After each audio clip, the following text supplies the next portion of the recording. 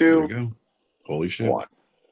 The lovely, majestic red peacock in his natural habitat. Notice as he shies away from the wild Pete.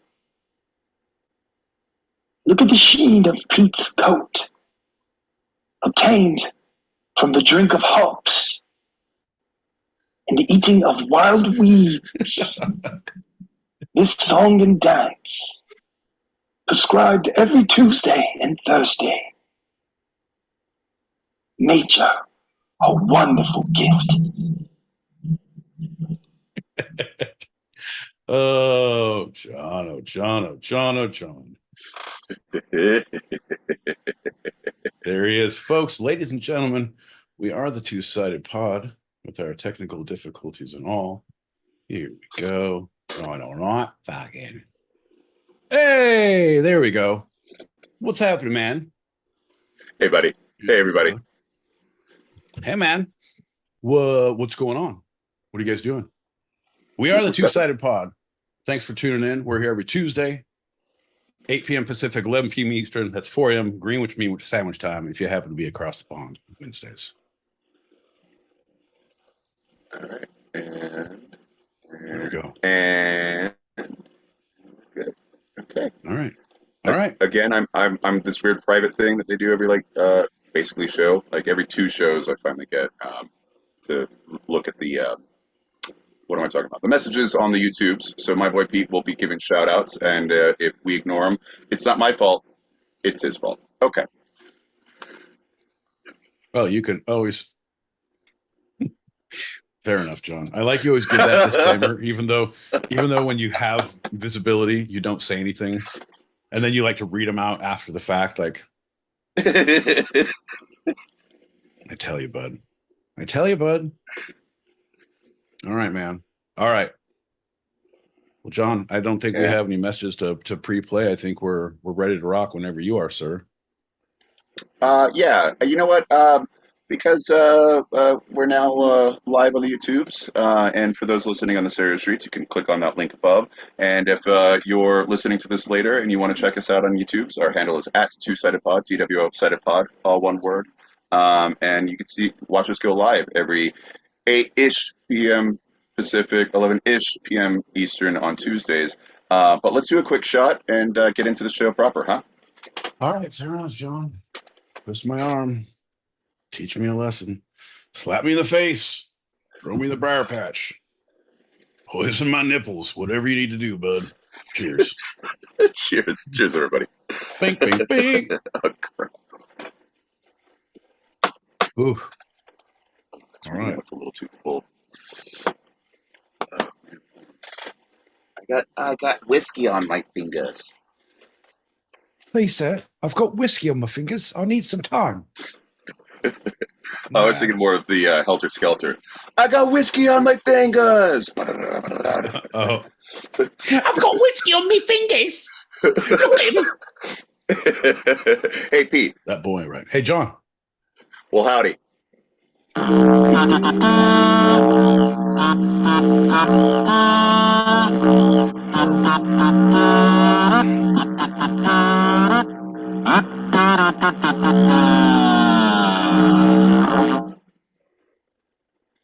Horrible, John. Horrible. I knew it was coming, and it was still like a sneak attack. I felt very ambushed and hijacked by you. I thought you were going to have a retort, a comeback, a something. But instead, you did the normal and then got surprised by it yourself afterwards. I like how you get just fucking surprised by your own shit. But it's like 20 seconds later, it's a delayed response of, huh? Oh. Or my entire script that I'd created just disappeared and there was a blank page. So there was a slight twinge of panic. It's still gone, but I think I can wing it. Okay. I'm John L. Peacock out in Brooklyn, New York. My boy Pete, surprised that this is still happening after all these years in Southern California. And you're listening to Two-Sided, a live recorded podcast where each week I challenge Pete with a bit of the two sides of life, the fun and the serious. Yeah, John, the me and the you, the right and the wrong, the yes and the no, the ebb and the flow, the give and the take, the push and the pull, the yin and the yang, the I don't and give a fuck, the Kate and the Alley, the Laurel and Hardy, the Pico, the Gallo, the low road, the high road, and they all lead to China, John. And we know what's in China, don't we, bud? Chinese That's people. right. Great deals from Timu. And if you act now and type in code two-sided at checkout, you too can get. No, I got nothing, John. We're not going to score that account. As much as I tell them, we'd be great to advertise with. Like, I don't think so. Well, they let us have a discount code, but it's very difficult spelling of two-sided, and we don't even know exactly what it is. So It's a conundrum wrapped in enigma, John. What are you going to do? we're gonna pop that packet and get into the show. All right. Don't you think, didn't Dennis Rodman's daughter score a goal in the Olympics by chance? Yeah. I think so. All right. Good looking out. Paul and Wolverine. Try to be like, I don't know, pop culture. Pop culture reference! No. Pop culture is what got us into this mess, Muse. Pop culture is not going to get us out. No, it's not like beer. It's not the cause of and solution to all the problems in the world. No, it's the purging of. We must go back to the old timey days. From now on, nobody references anything earlier or later than Nathaniel Hawthorne. Oh shit, we're gonna have some great Scarlet Letter jokes. I'm pretty sure it's gonna be ripe with content, John.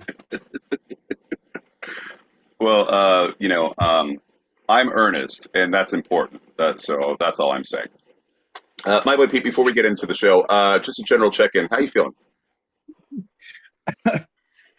I'm feeling okay, John. I'm feeling interested in what's in store for us tonight. I'm feeling on many different levels on what you're bringing to the table and what I'm bringing to the table on what our audience is bringing to the table. We got some great comments and feedback already, John. Like, a conundrum is just a cross between a condom and a condominium.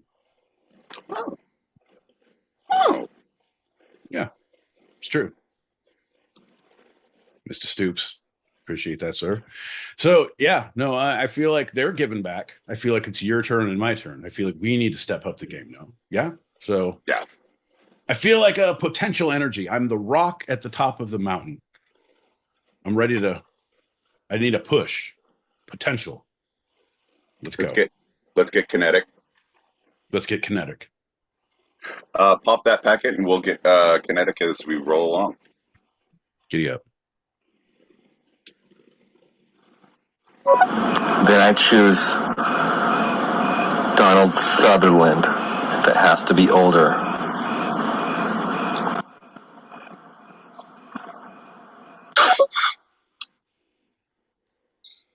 Right. Donald Sutherland it is. Is this going to make me go schizo? There's a distinct possibility. All right. I'm in for two. Sign me up. Speaking of going schizo, this is our first.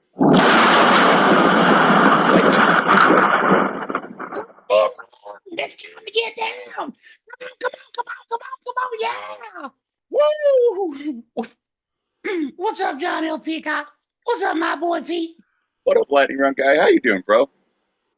Oh, baby, I'm doing pretty good. I was just doing a little relaxing, trying to stay out of the heat. It's hot as a motherfucker down here right about now. How you doing that? What? How are you staying out of the heat? I'm climbing fences and I'm swimming in pools that I find that are empty and not full of people. Empty of people, but still have water, Yeah. right? Oh, yeah. I made that mistake on one that did not have water. It was ungood. It was not well. Things hurt in my brain stems places still. You ever go to one of those abandoned pools that has no water in it and go skateboarding or watch some homies do the skateboard tricks in the pool? Yeah, I do that, but I always bring a hose and I like to fill it up because I like to participate too and I want to get wet. So that I don't get invited anymore. That makes sense, yeah, because they actually have a Anyway. specific, yeah. Woo, John! It's been great seeing you, buddy. I need to get back on the train and figure out where my next stop to get wet is. You know what I mean? I didn't know you got wet. Hey, man, every day is a new day, and today is the day of the nest of. Did you hear that? Shit! I gotta go. Bye. Bye, brother. Bye. He left so soon. I wanted to chat more. He was doing pretty good. No, I wasn't sure what was happening there. That was a bit much. Yeah. Did I tell you, John? I just watched the South Park episode where Cartman has Jennifer Lopez and she takes over his hand and like has her own voice and own thoughts. I don't think you ever told me that. Yeah, no. I'm just saying that shit is possibly legitimate. It's like Freaky Friday. Trading, yeah. I'm trading places. It's like it's real. They wouldn't make idle hands. Yeah, they wouldn't make movies about it if it wasn't real, John. I'm just saying. I think that accounts for a lot, John. I'm just saying you like to fucking say the incantation. And you think it's all fucking fun and games for you, John. You're not the one behind the goddamn wheel. Eyes blank, seeing your body it's like doing a fucking bunch of ketamine and just floating in a balloon like a disassociative above your brain, looking at what your body's doing. It's a horrible, horrible. Allegedly, I heard that's what it's like from the reports I've read. Right. Shout out to Joe. Right. Yeah. Anyway, anybody knows that the first lightning round of the episode is always a standard Q&A. My boy Pete, are you ready for the questions? I think I am, John. I think I am. My boy Pete, what is the dynamic between boss and worker?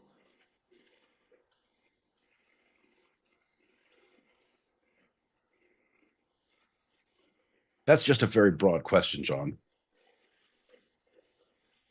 It can be anything you possibly can imagine. It can be as perfect as a training video for OSHA compliance. It can be as fucking amazing as the beginning of a fucking Red Shoe Diaries episode on late night Penthouse TV.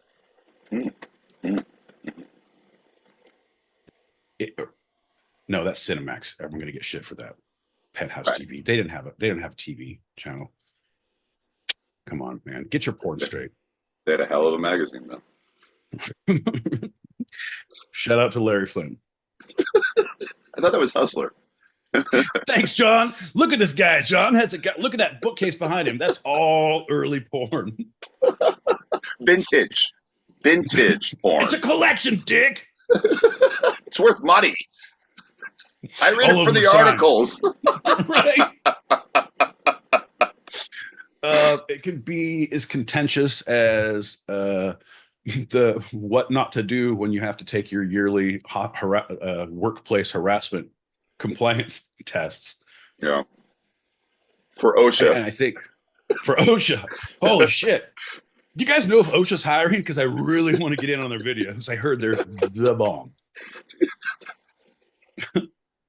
Hey, what's up? Foxy ladies here. Look, what up, Foxy? How you doing, girl? What up, Foxy? What up, Foxy? We're gonna go to the next question. Yeah. No, go for it. Let's continue with the shout outs.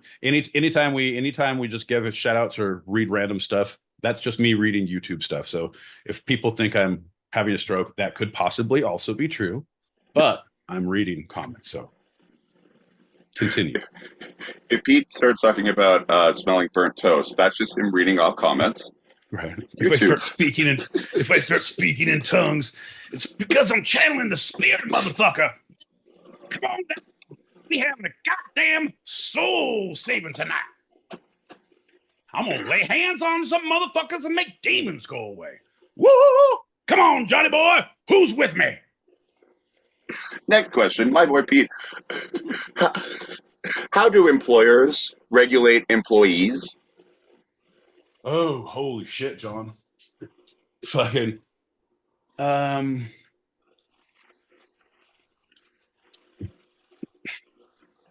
Again, the answer is very broad, but it can.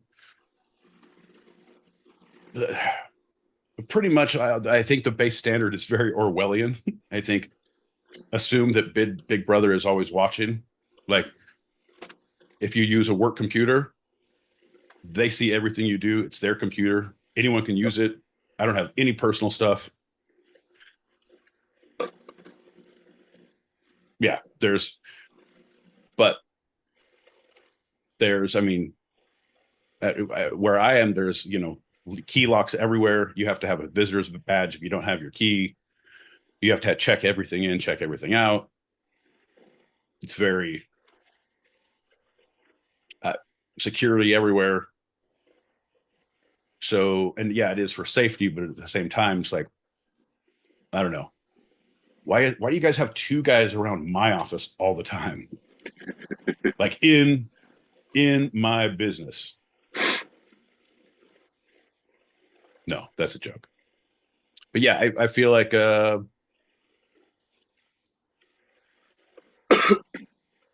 feel like it has to be, there's a bare minimum. Fucking, this is not funny as fuck, John. This is no. Let's just go with goddamn Orwellian. All right. 1984. All right. Fucking Big Brother's watching. Everyone laughs because it's goddamn. Fuck, John, I forgot the assignment. Okay. It's true. I'm going to be better. Yeah. My boy Pete, next question. How do employees regulate employers? Oh, tattletale like motherfuckers, John. Hey, remember when you were in middle school and it was everyone tattling on everyone and everyone was looking in everyone else's business? And it's like everyone tattles on everyone and they tattle on the company and they tattle on like it is amazing. It is amazing to watch when it works for you. It is horrible when it works against you. Now you're talking about like whistleblowing on the company, right? Is that not on another employee, because that's not how you regulate employers as right? employees. No. I'm saying where you have open forums because they now have to have compliance networks and they have to have open HR emails and they have to have these avenues of communication that are open. And it's like, yeah, they have ones that you can do these secretive, like everything's anonymous. And like, hey man, if you believe that, good luck. Man, they'll say it is, they won't use it against you, but they know they're going to remember that shit. Believe you me. But But they have the other ones that are like, you can type in and make your comments and everyone sees them. It's the whole department, the whole company, the whole, whatever you want to do for the organization and post it to whatever these specific boards are. Everyone gets to see it and it holds up like everyone, yeah, and the whole thing. And then they have to address these issues because eventually it gets enough traction. It keeps them honest. But a lot of times it's like, yeah, it is what it is. Yeah. California is an at-will employment state, John. Motherfucker, you don't, you don't have to work here. You don't have to. Right to work? Well, no, at will. Because it has unions, but it's just at will. Yeah. I had a company that I worked for recently send out an email survey that was pretty in depth. It's like, just email the survey answers back to us, and it'll all be anonymous. Like, wait a second, email through my email my answers to this survey, which is pretty sensitive, and you're going to assure me it is 100% anonymous, even to you? 100%. That's why when I get those emails, I always go down to a payphone like a mile away, and I email my survey from that payphone, John. You gotta outsmart the man, see? Real sneaky. You still have those AOL DVD free internet dial I up. saved up 400 of these motherfuckers. I could be on the internet fucking all month. All right, final Oh question. shit. My boy Pete, what would you, my boy Pete, what would you do in the position of head of human resources? Oh, John. First off, the floggings would continue until morale improves. Number one. So you guys either cheer up or I'm going to beat you even harder. Number two, we're going to have free snow cones on Fridays. Everybody loves snow cones. But if we see you using your snow cones to solve your wounds from your floggings, we will flog you. Snow cones are for eating only. I think that's a good start, John. That's my day one. All right, then. All right, that's day one.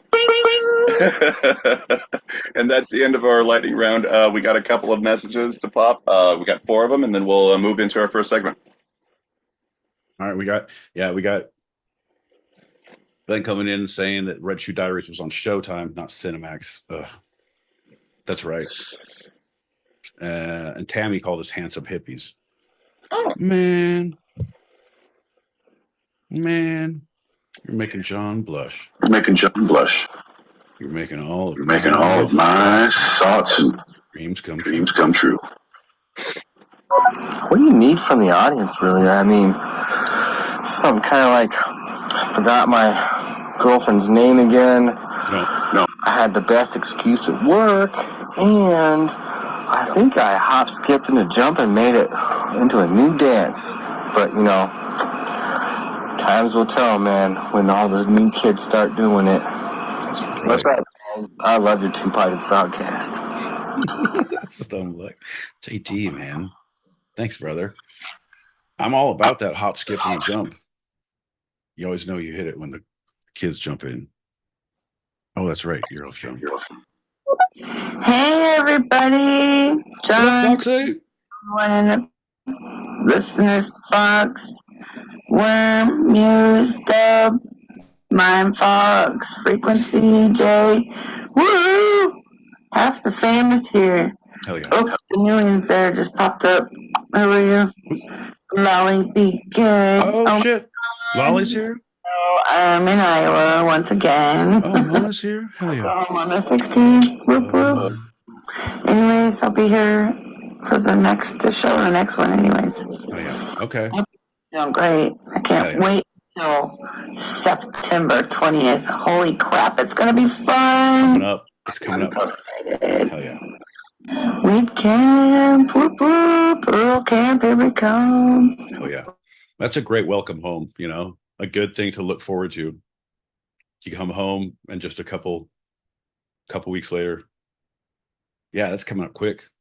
That's like just over a month. Hell yeah. So why do they call them PCs when nothing's private? I'm just asking for a friend. I don't get it. One of my friends wants to know. John, do you know this one?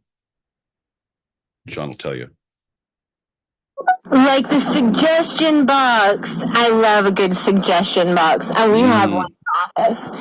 And, you know, they're anonymous notes, which is great. And you can just complain about whatever. And, you know, granted, they probably know your handwriting because you filled out a ton of forms.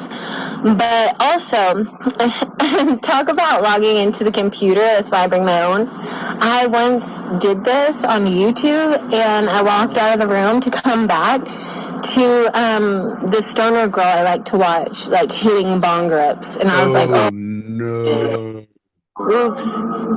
Oopsie poopsies. Sorry.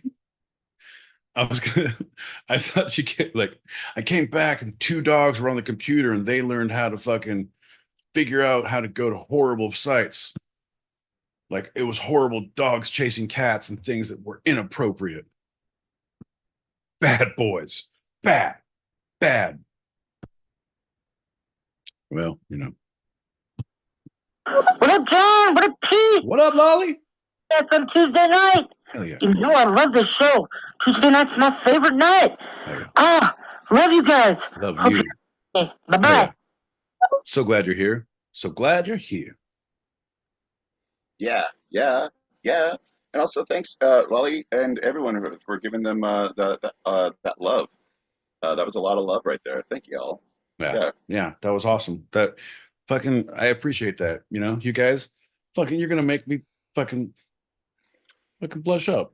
That's great.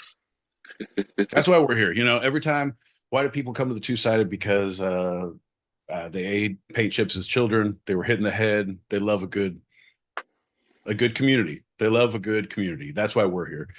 You know, Well, that's the two of us. Hit in the head, paint chips to children, and love a good community. That's why the two of us are here. 100%. Yeah. Everything else is just a train wreck waiting to happen. I'm just saying, you guys. Yeah. Well, let's do a shot and get into our first segment. Let's get into a shot and talk about our first segment. How about that? Well, yeah, I mean, but talking about the first segment, it's not really doing the first segment. Let's just. Well, but I like what we're doing right now about the first segment because I don't have a lot of faith or confidence in what it's going to be. So I feel like this part is going to be the best part. So let's bask in this moment at the precipice. One of these days, my boy John, all that you see will be yours. All that your eye beholds. We're looking at a dumpster. That's right, John. All of this shit could be yours. Pop those 2 packets, then we'll do it. All right, but all right. Hello, Hey! fellas. I'm late. My sleep schedule's all fucked up. I literally just woke up like 20 minutes ago. How you doing? How you doing? Glad you're here. Glad you're here. Guys, Oh shit! inconsistent listener. Here we go. 6 billionth time caller. I don't know who's What up? keeping track anyway. It doesn't matter. It ain't a Just score, girl. on John LP got that we showered together the other night. Separately, but together. If anybody is wants me. I'm sorry. My boy Pete, you weren't there. It was a moment. It was a moment of time and now it's gone. I hope you're having a good show. Shout out to the fucking amazing audience. Look at Mona Lisa. Look at Lolly. Look at Muse. Fox. Like, fucking fantastic people. Okay, goodbye. That's what I'm saying. So glad you're here. Glad to hear from you. Been a minute. Who's keeping count? Ain't nothing but a score anyway. What can a dentist say that a gynecologist can't? Ew.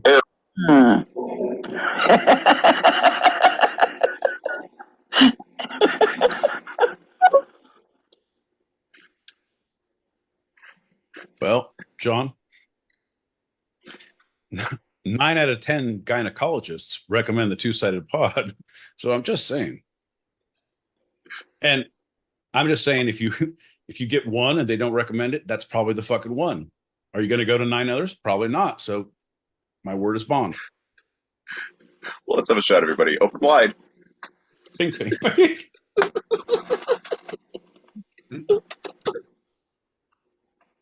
You can't say that. You can't say that, John. John, that's inappropriate. This is a kid's show. Come on, we're doing funny jokes. We're doing jokes. Funny. Fair enough. I'll let that one slide because it is kind of a shit show.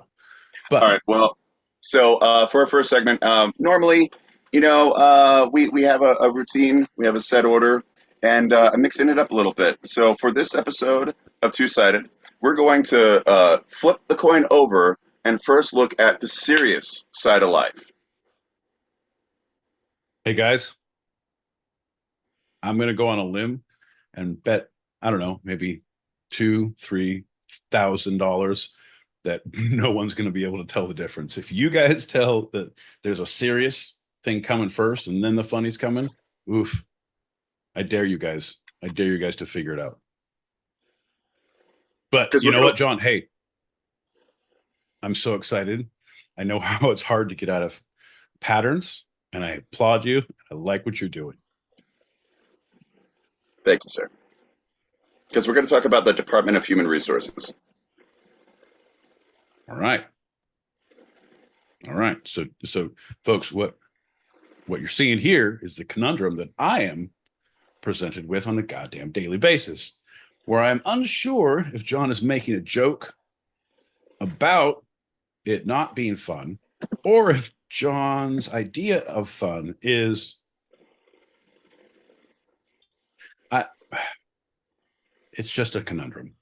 John, I'm going to let you let's go down this road a little bit before I come back to this. Sure. Let's see what your take is. From the Happy or Not website, quote, a human resources HR department is a vital component of modern organizations responsible for various personnel and organizational management aspects. As a strategic business partner, the HR department focuses on fostering positive employment relationships and ensuring the well-being of employees. They handle employee retention, training programs, and performance appraisals while complying with the company policies and anti-discrimination measures. End quote. I always thought that employee retention, it was like tying them up. Like if they try to run, we tie them up. We keep them here. By any means necessary? No, not any. By most, by some. So like tranquilizers, or this is my first day at HR. I'm trying to get a fucking lay of the land. So should I leave the stun gun in the car, or should I use the car to hit them?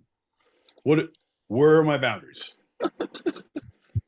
Also, do we get like an hour for lunch or an hour and a half? Because I'll be super spent from knocking people out.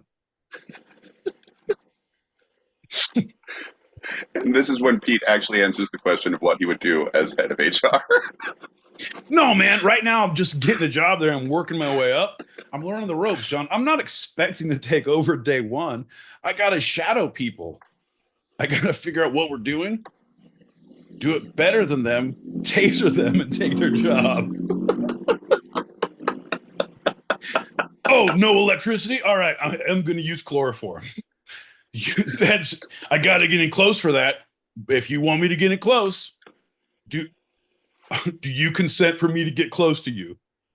Yes. Yes. Everybody heard it. HR consent. I will now approach and apply chloroform. Perfect. I have her job. You see how easy that was? I'm now assistant of HR. Guys, I'm really working through the ranks here. Once we have our first peer review and we have to let someone go, I'm going to see how it's done. And then I'm pretty sure I'm going to chloroform her. Or they. Or I'm sorry, I didn't. See how I'm learning about pronouns? I almost chloroformed myself right there as a lesson, but I didn't because I'm learning. Let's go to that meeting. By the middle of the 1800s, the seeds of the Industrial Revolution had already been sown. With that, the Industrial Revolution ushered in significant societal transformations in Britain as well as the U.S. And hell yeah. Shout out to the Industrial Revolution, John. All right. Don't think about it. Favorite Industrial Revolution invention? Go. Car. That's a bullshit one. What's yours? Don't think about it. Go. You're like thinking cotton gin. Wow. I like the gin mill. Ooh, I like the whiskey still. I like the bourbon barrels. I like the crack pipe because that's what inspired Weezer. Well, it is blown glass, which comes from the Industrial Revolution. So yeah, my boy Pete, you got it. Thanks, bud. Yeah. See, takes a village to raise this idiot. So, before the Industrial Revolution, American labor was overwhelmingly agricultural, with farmers working for themselves or family members or a neighbor, and employment relationships were personal and small scale. So, before this, okay, say that again. So, before this, I Most of totally blanked America. out. That's right. Most of American labor was agricultural. So it's the Okay. farmer themselves, someone working Agricultural. for the farmer, and just Agricultural. So right. you said agricultural. So it's isolated. It's personal. It's Yes. this Small scale. specific, small scale. John, that's the best thing, man. When we secede, and well, I don't want to use those terms.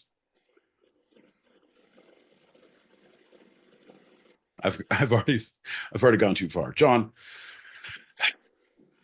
it's going to be agricultural. It's going to be naked and afraid and alone, but with a lot of people and clothes. Lots of robes, John. No. So let's move on. Small scale personal, right? But with the growth of factories and uh, uh, mechani- mechanization, I knew I could do it. Uh, More work was conducted in factories employing large numbers of workers who might never meet the owner of the company. So it became very Right. non-personal, unpersonal, and large Right. scale. Right. But on the plus side, mechanization led to the creating of mechs and mech warriors and Mech Warrior 1, 2, and 3, which was a great game, John. That is true. The social separation between employer and employee meant that employee grievances were often ignored or even unheard because they couldn't get it to the owner or the major manager. And the tremendous power of new machines meant that working conditions were often more dangerous than what a 19th century farmer might have previously experienced. Pardon me, sir. Is there any reason that there needs to be giant razor blades on all of the handles? And also, I was asking my friend here, and he said to me, I don't care, but there seems to be hypodermic needles filled with poison around the on and off switches. Is that not for me? I find that quite amusing, sir. Anyway, no, right, carry on. By the late 19th into early 20th centuries, employee unrest and conflict between employees and employers had come to a head. Fed up with these unfair labor practices and consumer safety concerns, growing numbers of Americans aligned themselves with the progressive movement, which sought to expose and address the dark side of industrialization and unchecked capitalism, and to seek change through new legislation and constitutional amendments. Okay, what does that look like? What does that mean? Because Child everything labor is being laws, safety oh, laws, come on. safety That's compensation. come on, John. These are the best things about industrialization. I don't mean to play devil's advocate here, but he has a good case, right? Kids, they're not used to the full scale wage, so you don't have to pay them as much. Safety concerns, yeah, I get it, but you have to be this tall to get hurt because this is how tall the ceiling is. So you keep the kids in there and they're not going to get hurt. It's it's a give and a take, John. It's already paying for itself. Also, OSHA compliance, John. Now we need to pay for an investigator. John, we can do it ourselves. If I'm not an honest owner, I don't know who is. I, I think he's right. He's quite honest. He says that everything is full of razor blades and filled with syringes. So he is quite honest. Very honest. Very. Just saying. Well, Horrible. okay, so at the time, workers across the country were taking a more direct and often violent approach to seeking change. It saw violent plots by groups like the Molly McGuires and the violent and deadly clashes between workers and employers in the Haymarket Affair and the Ludlow Massacre. Yeah, Haymarket Affair was no good. The Molly McGuires were great. They opened for the dead Kennedys. Fucking crazy. That shit was a pretty big riot too. The Mosh Pit was epic, which is epic. Yeah. I lost my kilt halfway through. I was like, what kind of a crazy place is this? I mean, you also know around this time is the Triangle Shirt Factory fire in Right. New York. Right. Where they locked them in and they couldn't get out and everyone died. There was all the workers who And because they were why? locked. What was their reason to be locked in? Why did the employer do that? Because they were taking breaks, or they were leaving, or they were going to unionize, or they were going to do something where they needed, because it's unsafe and they needed. Yeah, they were trying to unionize, or they were taking breaks. They just needed to take breaks. That's it. It's not even about the union. At that point, it was the women, and it was all women working in the Triangle Shirt Factory, were taking smoke breaks, and they didn't want them taking smoke breaks anymore, and so they locked the doors. Okay, smoking is bad for you, John. Number one. Smoke is bad for you. That's how many of them died before the fire even hit them. You're right. Yes. Right. So how? Okay, I can't even go down this trip. Okay, when you were caught smoking, what did your dad do, John? Well, we're gonna smoke the whole carton, but I don't have this many cartons, so how am I? Nope. That's not funny. But that is what inspired the whole workman's safety and the workplace compliance, and the ideas that there have to be standards to maintain. What's Granted, those I'm standards? with all that. What's the name of the standards we've been talking about? The OSHA standards, Yeah, the OSHA yeah. compliance OSHA standards, comes directly from that. Yes. right? Which is great, and I'm all for it.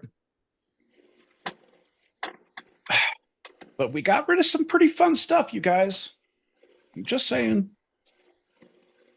Have you ever been at a rickety ladder boardroom meeting where everyone gets up on a rickety ladder and you just toss ideas around, but also a big lead ball, and the first one to fall loses and buys steak dinners and whiskey for the rest of you on the board? It's a great time. They all get on a rickety ladder, lickety split. Lickety split, rickety ladder, John.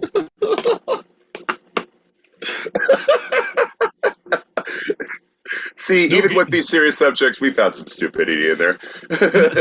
John, I'm being serious. Look it up. This is fact. I know you don't do deep research, but I luckily know the history of OSHA and what they tried to stop and quell, and what we stood for in the non-OSHA compliance standard meetings that I go to. It's an underground society. We do handshakes.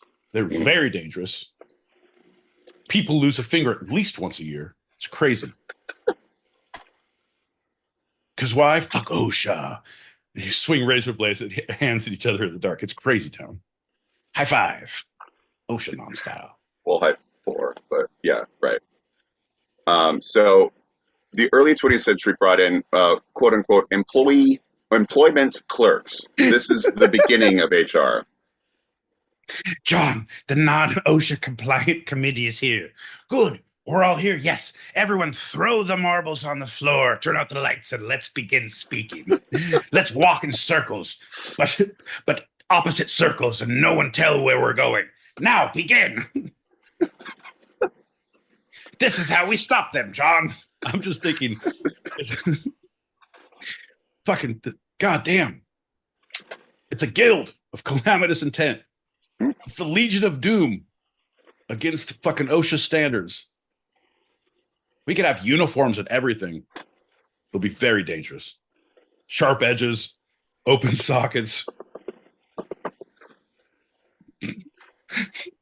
15-foot drops. I don't know, man. I'm sorry, my boy Pete. I'm just getting word. We have a cease and desist on this joke because there's already an anti-OSHA society, and they're really pissed at us. God damn it. All the good jokes are taken. Can a brother get a break? Man, this is some bullshit. All right, I'll fall in line. I'll wear my hard hat and my vest. I so wish I had a hard hat right now. I know I have one in the other room. I know for a fact I have one in the other room. All right, so these employment clerks emerged to select daily help primarily in factories. But the real genesis of HR was during World War I. And America's entry into the Great World War, as they knew it then, in 1917, followed by its participation in World War II in late 1941, created enormous demand for military personnel and labor in industries that supported the war effort. Wow. Okay. So because of that, we develop. So war is to blame, John. Yes. War is to blame. See, and you were pro-war before. And now that you're seeing this, do you see what it's done to our country, to our way of life? I see what it's done to capitalism, and it's not nice. Like the other stuff, I was all about, but like what it did to American capitalism, that helped it win, and it never thanked American capitalism. The war effort never thanked American capitalism for helping it win World War One and Two. If I was war, I would report American capitalism to HR. I would march right down to Susan's office. I would say, yeah. Well, American fortunately, capitalism has made a hostile work environment for me and what I do best. And I feel unwelcomed, unseen, and I don't know if I want to go on. well, fortunately, because HR is completely aligned with American capitalism, as opposed to the war, your grievances will be dismissed and there will be retaliation because those regulations have not been quite made yet.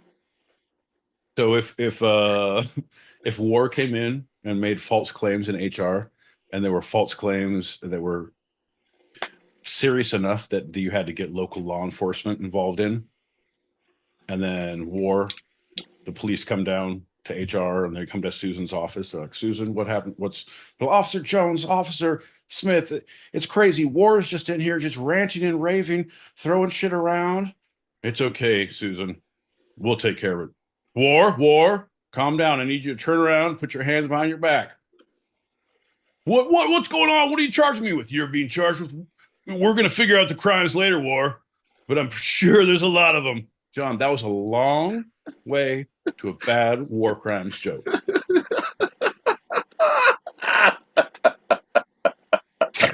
Ba-dum-bum. All right, so Folks, you're welcome. I don't sleep at night thinking about shit like this.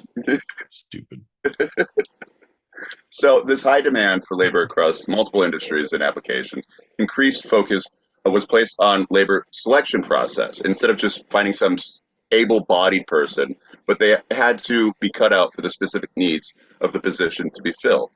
Right? I need a large man. I need a large man with a small torso, big legs, tiny head, and arms that go on for days. Why? A specific purpose. Sir, are you slurring? No, you seem drunk. But we have just the man for you. Perfect. I'll be in my large automobile for the fucking... Sorry, John. There's an idea here of they need specific individuals for specific purposes. I believe what you're saying is HR commissions the Ocean's 11. There was like the first Ocean's 5. Like, I'm gonna need a safecracker. I'm gonna need a farmer. I'm gonna need a doctor, a lawyer, a policeman, an Indian, a construction worker, an old priest, a young priest, and a bottle of rum. Like a bottle of rum? No, but a sentient bottle of rum. Arms and legs. Yar! Arr! It hurts to be alive. Yeah, we're gonna drink the fuck out of you. Oh no! Yar! See, John? Fucking the 10th one gets you. Ooh. So 1915, 5% of large U.S. companies had personnel departments. 1920, 5 years later, it jumped to 20%. Personnel administration was becoming an accepted term. So it was the clerks, the employment clerks, and now it's the other one, personnel administration. We're not quite at HR yet.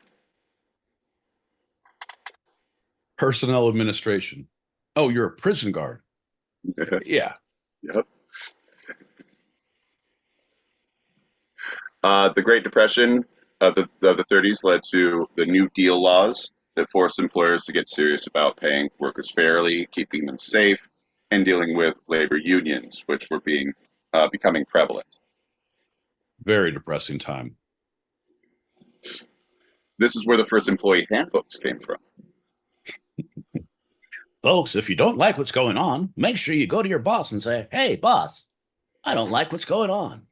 Also, open wires mean lots of problems. Make sure to report to your floor manager. I don't know how fucking books at that time have voices like that, but I feel like every literature handbook would be written in a 1950s voice. Do you have one? Oh, if you had one to pull up, that'd be great. Gender and racial discrimination became national attention as the Civil Rights Act of '64 brought a new equal employment opportunity laws. I'm sorry, new equal opportunities, and then the Equal Employment Opportunity Act of '72 created significantly more obligations of the employer to have equality within the workplace. Right, which is great. So Yes. everybody can get a job and everybody can get their ass smacked to tell them they're doing a good job. I believe in an equal slapping for equal good jobs across my company. Number one. Also, cocktail hour starts at 2:30 around here, guys. 2:30. That's in addition to Snow Cone Fridays, right? Right. Things are going to change. Things are going to change in this office. So Rural Dooley, which is SHRM's HR knowledge advisor. SHRM is social human resources money management. So it's the god Monopoly. of HR. It's like it's like the organization. If HR had a temple, Yes. it would be their mecca. They'd trek across the plains of fucking human resources wastelands to go to the BDHR in the sky, whatever they are, the acronym that we all know and love, right? Yes. Okay, I'm with you. So he says, as technology grew more efficient, far-reaching, and accessible by more groups, and as the nation grappled with social change in terms of demands for divestiture in the 1980s, Ooh, good word. companies leaned a lot more on the evolving profession to help fix its, quote, people problems. So what is that? This is his quote, and I had a hard time with that. What is divestiture? When you're taking money away, when you're divvying it out, when you're uninvesting, when you're removing funds, when you're going away from. Yeah. Basically, it can be whatever that means, but going away from. Well, that's good. That's good.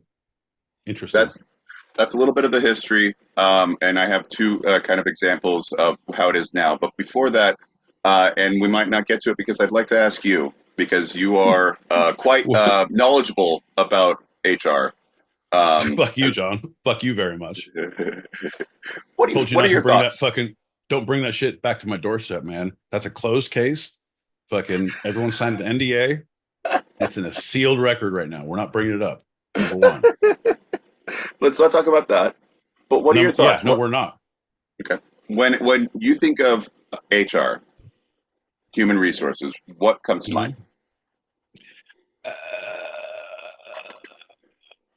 Bureaucracy. They are very, when you're dealing with any state document forms or state documents or state entities or federal entities, there's a lot of bureaucratic red tape that you're used to dealing with.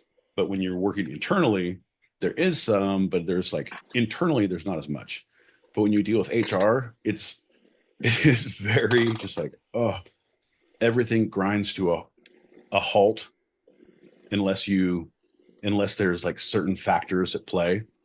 And certain factors, it's just hospitals where you say that the certain words chest pain or code pink or certain things locked down. Anything like there's an immediate response. So, hey, this is happening, or this is happening, or we need this, or what about this?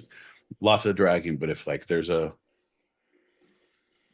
security breach or there's a something that someone like lockdown, trial had, jury comes out, hangman, like the whole thing, it's very Bureaucracy. it's bureaucracy. It's all red tape. It's all red tape. There's no hurry up. But it is good because it does protect employees, but it slows down a lot of what you would find. I don't know, man. Like I find everything you're gonna be just fucking be a human being, right? I want to come to work and be a human being. I want you to be a human being. I expect everyone to do the same, and we all should, right? But unfortunately, that's not the case. So it kind of protects the bullshit if you have people above you who are not willing to do that. That you have to fucking deal with this. It protects you, but at the same time, it protects them. It protects from other idiots who are wanting to cause issues or wanting to.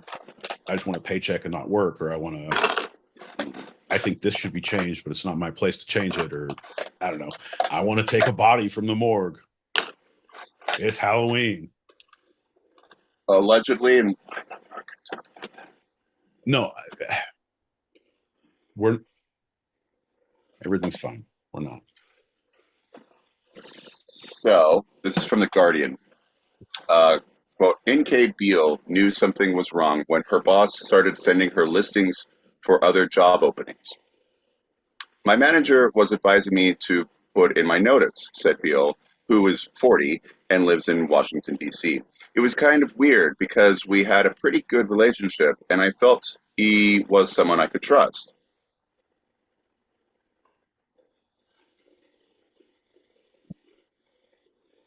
Yep. And then honestly, could be two different ways. It could be a boss who's looking out for you, like, hey, you're about to get canned. I shouldn't say anything, but you're about to get canned. Or it's like, hey, man, I want you fucking out of here. Well, If you could.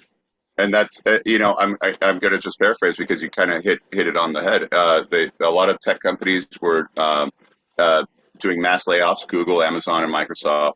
And she wondered if maybe her boss had encouraged her to put in her notice before they had a chance to officially lay her off, so the company wouldn't have to pay her severance. Oh, snap. Yeah, yeah. She couldn't Because the sleep. whole thing, Her whole well-being was gone for that. so dumb, bro. The whole thing is you never, number one, okay, kids out there, everyone gather around the fucking boob tube, lean into the fire. Never quit. Never let the bastards grind you down. Yep. Always get your shit on lock. Get your shit together. Make them fire you. Always. Don't give them cause. Don't come in hot with no shirt and a six pack. But No, that trust doesn't me, help anyone. if I win the lottery, bro, if I win the lottery, you bet your ass I'm taking my shirt off at work and just drinking. I'm like, you got to get out. I will, man. As soon as I finish this bottle, fuck off. I didn't quit. I'm still here. We fired you 3 days ago. Right. If I don't remember, does it count? Yeah. My mama said quitters never win. Oh, you start taking your mama's advice now. Yeah, man. You just never quit. Fucking Right. stay the line. You always get your resume in order. Always get that shit. Like I would say once a year, polish that shit up. Look at it. You don't need it. Save it on file. Keep it close. Keep it tight. What have I done? Not on your work computer though. Do not do it on your work computer. No, God, no. Because then they'll find out where the hostages are. I mean, hey. They're called references, my boy Pete. They're called references. Exactly. And you're going to be here when they call, see? You all have a phone, but it doesn't have an outside line. It only has an inside line from one number. And if you don't say the words on the paper, somebody gets another shock. So a survey published in March of this year found that more than a third of the 1,005 small businesses workers that surveyed in the U.S. did trust their HR departments. So not quite half, but about almost a half, over a third. That fits. Yeah. That fits. There's a big turnover. There's a big turnover in HR. There's a lot of new people and new faces and old faces because I feel like, I don't know, unless you're everything's great. To me, like, yeah, they're on to bigger and better, but at the same time, like, yeah, did you just see how the sausage was made and you can no longer stomach what you've seen? Is it that? I don't know. I'm just asking questions. I'll be in the corner frying plantains. A similar survey in 2021 of 1,000 workers at the UK with businesses more than 250 employees. 47% reported that they didn't trust HR to help with conflict resolutions. So that's much more. I mean, it's not much, but it's a bit more than even with the U.S. Like it's basically half right there, 47%. Right. The others have been talking, and they don't trust HR. Right. So we're rising up together and we're taking things into our own hands. Right. Fucking the boss is getting all antsy, right? And we're not going to stand for that. Fucking Jim, he had a thumb plucked up his bum. That fucking ain't right. That's fucking at a coffee meeting, 9 a.m. Fuck that. Right. In the same survey, basically half reported that they didn't think the HR department would act impartially, with 40% saying they think senior staff members were favored in workplace disputes. 100%. The thing is, my only advice to anyone out there, cover your butt. Cover your butt, cover your butt, cover your butt. And that means try to have any interaction you have. If it is face to face, if your boss insists you come to the office or they come to your desk and it fucking whatever hammers out, even if you fucking yelling, even if you lose your temper, whatever, fucking come back to your office, to your desk, to your computer, fucking send an email, say, hey, thank you so much for your time. My takeaway was this, and this. I understood this. I did not appreciate this. These things happened. And if you have any further information that you would like to, so put it all in writing that if they come to you and yell at you, like, cool, don't write another email. Don't say shit. Take that email, send it on to HR. Like, Yep. It's all cover your butt, cover your butt, cover your butt, cover your butt. So HR, human resources, was a phrase that was coined by American pioneer in economics, John R. Commons, when he wrote the 1893 book, The Distribution of Wealth. But he didn't elaborate on what it meant. So many have felt this term in its modern definition didn't really come until the mid 20th century, about the 50s, 1950s. The distribution of wealth. That's the name of his book, in which he coined the phrase human resources. Human resources. Where it was okay. written, published for the first time. Okay. That's a horrible, man. When things take off like that, you think they're good, it's horrible. That's why you got to be specific. That's why you got to cover your butt. If John R. Commons had actually said what it's supposed to be, an advocacy group for the employees within the job, and untouchable by employers unless something grievous happens, then they'd actually be able to be just for the employees. Right. But now they're the ones who hire, they're the ones who fire, they're the ones who look at the OSHA compliance, and they're just given the menial task to make sure that the company is legit as it does whatever it wants to do. That you're not getting sued, and that's to make sure it's the company's best interest at heart, to make sure they're, which is unfortunate, but that's why unions exist. Now you have unions on your side fighting for you against the company's HR. Not against, but in perfect circumstance, it would be in unison, in concert with. But right. Unfortunately, they're at odds a lot of times. Yeah, that Yeah. it was created so that employees could be and feel safe, so that there was higher morale without floggings even, and therefore more productivity. So it seemed to be a win-win from very early on. Here's the But deal, John. That's why I have framed my whole HR life and my HR career around floggings, because I realize it's an imperfect world, John. Screws fall out all the time, and if you don't hit them first, they're going to fall out on their own. So what you do, you start hitting screws, and the ones that fall out need to be replaced anyway, John. The ones that stay, John, the ones that stay, my friend, they're the ones worth keeping. We're going to give you 2 weeks of vacation a year. aw, nice. Aw, look at that. Yeah. It won't And you say I increase. don't It look will up. not increase. No, my friend. It will not. But floggings will if you question it. That is a promise.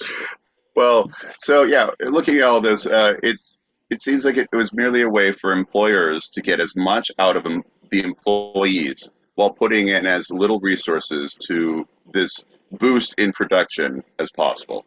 And when the employees start to rebel against their working conditions, HR is the perfect way to get rid of them, saying, I did all I could. This person was simply not a team player. Oh, there you go. But what team am I playing for, bro? What team am I playing for? Well, you're playing for the unemployed team at this point. Shit, back down to the minors. Bro, Yeah, it's a cycle, though. It's a cycle. The whole yeah. thing, HR, the being a worker, being a manager, being a supervisor, being a boss, being an executive, being unemployed, all the things are circular. And if you, yeah, in a perfect world, the circle goes up and it doesn't come back down. But a lot of times you're having these false starts. You're having these, like, you live in this little world. You're here on this level making circles for a little bit and your circles go up. It's like one of those fucking bullshit paintings that you see that they start moving the canvas around with a pen, or like they leave the canvas and they move the pen around, and it's like the circles get like this and they move a little bit, and like, you know what I mean? Like A compass? No, it's like a no, it's art, John. I'm a goddamn artist. Well, I'm but not a a compass, fucking it creates a perfect circle. It's not a fucking compass. You're all fucking math, baby. Slow down, man. Get in the art lane. Smoke one of those left-handed cigarettes. You're Ease talking up, about baby. an electronic thing doing this on a No, canvas. no, I'm not. Fucking look it up on YouTube. Look it up on Instagram. There's a canvas, and they're like, people will take a paint canister and, like, on a string, put a hole in it and throw it, and it's like this, or it's like a pencil, and they'll do it a pen, so it like just makes a circle. It's weighted enough so it does this circle on the canvas. Like a compass. Nothing like a compass, John. The compass, it has a pencil and it might be a circle, but there's no point. There's no perfect circle. It's it's gravity, John. It's weighted. Gravity's you're like a wet blanket. It's weighted like a wet blanket. Gravity's a bitch, John. It's not the fall I'm scared of. It's the sudden stop and the gravity that's fucking worrying me. Holy shit. Anyway, I'm saying we all move on these different levels, right? Yeah. We go circle, circle, circle, and you're like, oh, you feel like you're here for a long time. Like, oh, get a kick up, and now you're moving here. Or it might be a gradual one. You're making fucking loop-de-loops. Or it might be just straight up, and you're up to here. But there's always something. You're circling back around. You're not in a straight fucking line. There's something happening. So if you take a couple rungs back, if you take a couple rungs up, if you work for HR, figure out what their fucking code is, and then you can do the secret fucking OSHA handshake, the one that's super dangerous. The one that I know involves fire and machetes. You don't, if you ever see someone walking down the street with a fucking lighter and a canister of lighter fluid and a machete, you're like, that guy's one of the fucking non-OSHA compliant members. And you definitely have to go up and try and use your machete and lighter and lighter fluid, like, because otherwise, like, you either meeting a brother for life or stopping a horrible, horrible crime. And isn't that what HR is about, John?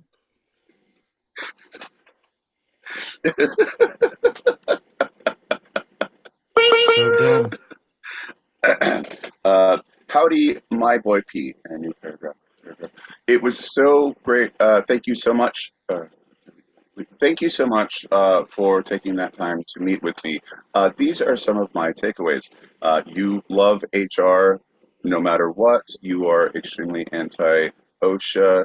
And these things slightly disturbed me, but I'm glad we were able to talk them out. With all sincerity, John L. Peacock. Send. Okay. Dear John L. Peacock, Esquire. Good sir, good day. I hope this letter receives you good spirits as yours I did. Now, as to such our previous conversation regarding OSHA and or the HR, John. Now, I do understand how you can think I was pro-HR and anti-OSHA, which would also disturb me, John. I need you to understand that I stand for no organized organization. So HR can fucking jump off a ledge too. OSHA's my sworn enemy. If you say differently, I will declare a fatwa on you and your family. I realize that it's a different religion, but I'm willing to convert to make it so. Yours in Christ, my boy Pete. And somehow I got fired. All right. We have a couple of pockets of pap. So packing them poppets. Yep, son. A friend of mine was killed a couple years ago because his tractor rolled over and landed on him. Oh. How that happened, I believe he was using it to plow snow and went into a ditch and it flipped and whatever. Oof. It was bad. That would be a difference. Yeah. Yeah. Wow. Yeah, when you're separate, when you're working alone, when you have no organization, that's one big thing.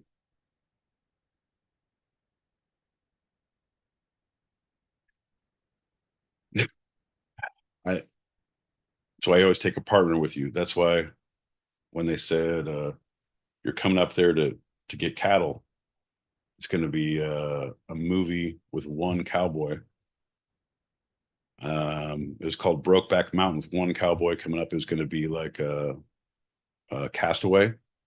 They said, you know what? OSHA compliance says they need to have two people there for safety. So change the whole movie. Ang Lee, wow, change this whole trajectory, John. It's a fact. I'd just like to point out this point in the discussion about OSHA and worker protections and blah, blah, blah. The HR is a fucking nightmare that does not work for the employees. It works for the management and corporation. That's what I'm saying. Employers will always take advantage, pay you the less that they can, put you in every harmful situation, and somehow figure out a way to blame you for it. Yep. Just saying. Yep. Even though we have all these laws and regulations on the books, does not mean that things are seriously follow procedures, blah, blah, blah. You file a complaint, you get fucking fired. Period. Yep. Working in America sucks balls. 100%. 100%. Girl, I'm with you. And negotiating and traversing those goddamn rapids is stupid, and people shouldn't have to deal with it. Like you shouldn't have to. And I feel like the problem is though, a lot of these homegrown companies, the ones that start as like mom and pops, develop into these like, oh, we're bigger and we're bigger and we're bigger, and once you get over 50 employees, then you have to have an HR, because legally by the state of California, by the whatever, like, oh, we have to follow these things. Yeah. And like it's mandated to do this stupid shit. So I know a lot of local places that, like, there's one that's an auto parts shop that he could definitely go bigger. He's like, no, I'm good. I'm right here. Got like 35 employees. Nope, I'm good. Like, and everyone's good. They're all family. Everyone knows, like, new people come in, they're great, but like, Yeah. it is what it is. If you don't like it, kick rocks. Right. Yeah. Now, I remember like some years ago, there was the sexual harassment you have to do every year, right? And in New York, Oh this yeah, 100%, John. I went on to a hands-on course where I was like, it was great. you learned what I was not like, to do. yeah, no, it was like a boxing match with the Three Stooges. There'll be none of this, none of this. There'll be no eye gouges, no low blows, No, awooga, no awoogas, no hominas. no, none of that. I went twice in 1 week, John. No, sorry, bad joke. It's not a bad joke. That's a funny fucking joke. It's a pretty good joke. It's a fucking good joke, man. I So look at you all sourpuss saying that I can't do funny things anymore because it's inappropriate. It is inappropriate, but it's all in good fun, John. it's satire, baby. We're good at satire. We show what not should happen. Right? As long as it's considered art, you can't charge me with prostitution. Prosecution. No, you were right. No, you were right. Yeah. That's why I film everything, baby. Come on, don't be weird about it. Okay, so they wanted us to get that video done by the end of March or something. And it was in New York. It's always the end of the year, but it's the employer's responsibility to get all the employees like certification that they watched this video on their own by We the end all of the know. year. And We this all email was we- all, if you don't send it in by the end of the week, you could be fired or just like lose just a general swath to everybody. And I watched the video, and I think I had to be like at another work because it was the day it was due. Because you know me. And so I watched it. And it was just, all right, this is stupid. And in the video, it said it was the employer's responsibility for us to watch the video. And so I sent an email just questioning, like, hey, why were you throwing out like no shifts or fired if at the end of this week when it's March and it says that it's your responsibility, but not until the end of the year? And the HR department shot back, I find it frankly disturbing that you would make such accusations that we are not OSHA compliant. John, I find it frankly disturbing that was your question. Have you heard nothing I said, John? When you've worked as long as I have for corporations and large management firms, it is stupid what they will do to break your spirit. So it is best to, like, fair enough. We have mid-year reviews, we have end-year reviews. And our shit is scheduled, our shit is due 2 months before it's due for like the company. Yeah.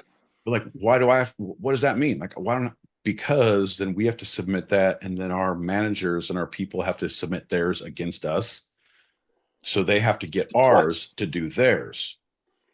Because like I do my feedback, like, hey, how did you do this year? I think this, and I think this, and I think this.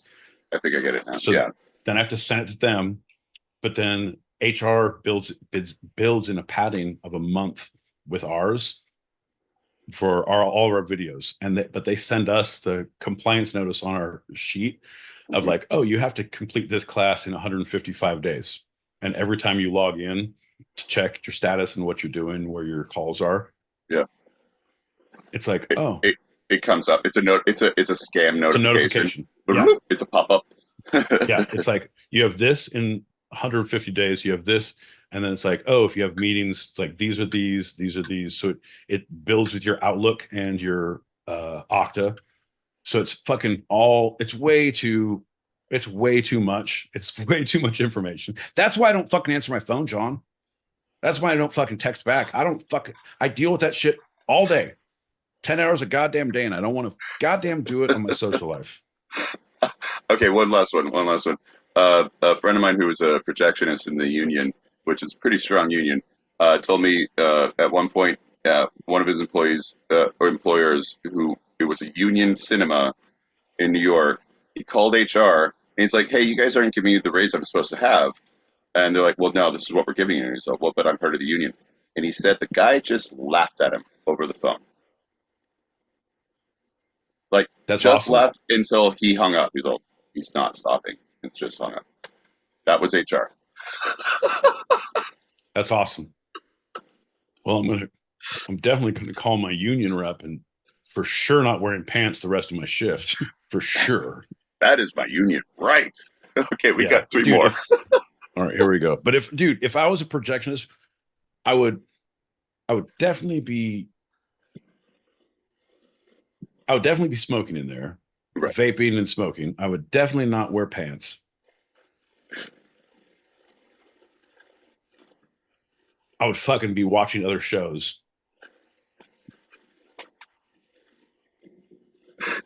And laughing super loud. Okay, sorry. Here we go.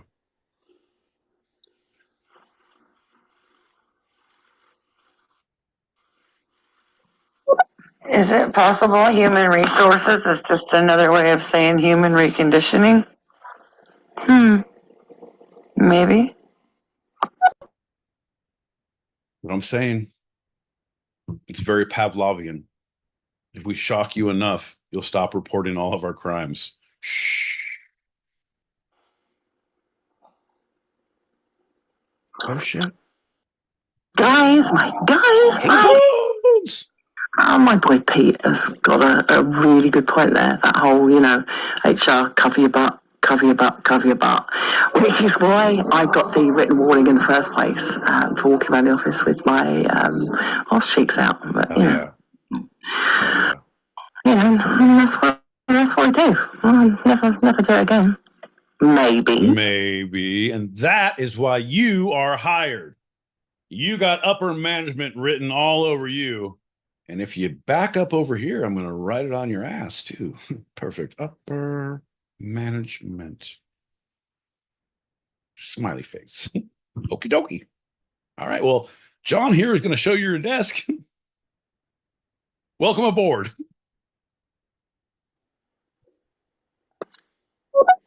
It's really crazy though, John and Pete, because in the area where he passed away, like he got run over by his own tractor, apparently his son got unalived in that same area like a year and a half later, and his uncle also became unalived.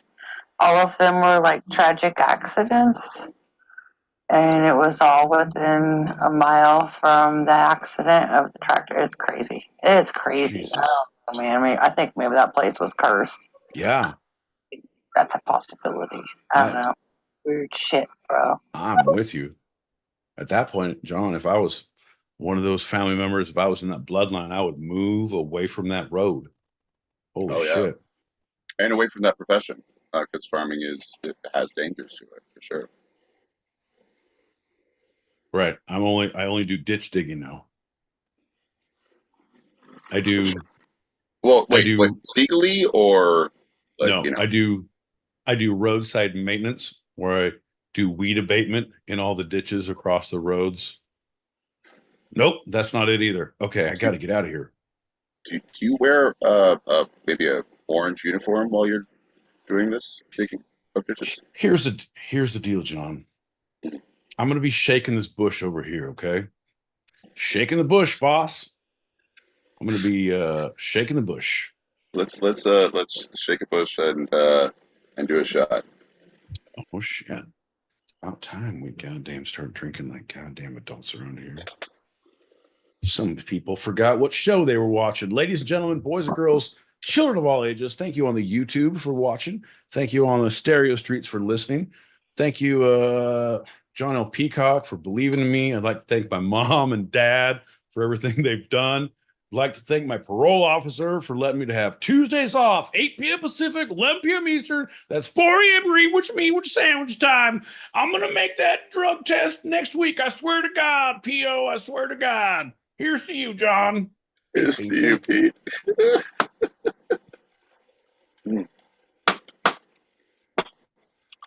And with that, we're definitely going into our next lightning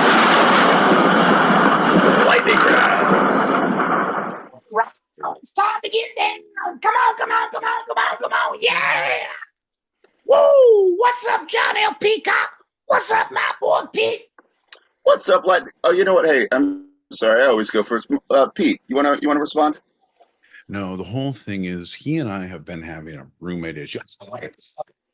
You man, you've been snoring like a motherfucker. That's not snoring. That is my nighttime noise machine of a bear hibernating in the woods, mixed with a waterfall and the whale sounds. Man, I got it from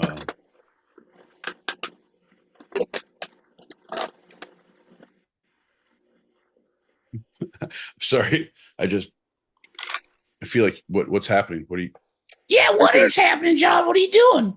I'm just making a drink. I see you two talking. I'm feeling good. You know, I'm just making myself a little cocktail over here. That's fine. All right, looks like you had one of those to-go soup containers from Qingtao egg drop soup. That's one of my favorites. Yeah, it's where I put my ice for the show. You've not seen this yet? Oh, yeah. I usually don't make a drink when you're out here, the lightning round guy. My boy Pete should have seen this many, many times before. No, the whole thing is we understand what ice is, and the whole thing is, John. Yeah, man, this looks like you got a lot of ice things to work out. I'm gonna let you guys handle it. John, good luck with your drinks and your egg drop soup, baby. No, you're catching flies and none of that egg drop soup, baby. I'll see you later, man. I'm sorry to interrupt your conversation with your roommate. Okay. I really wanted to talk to him. No, the whole thing is, John. Picture say 1,000 words.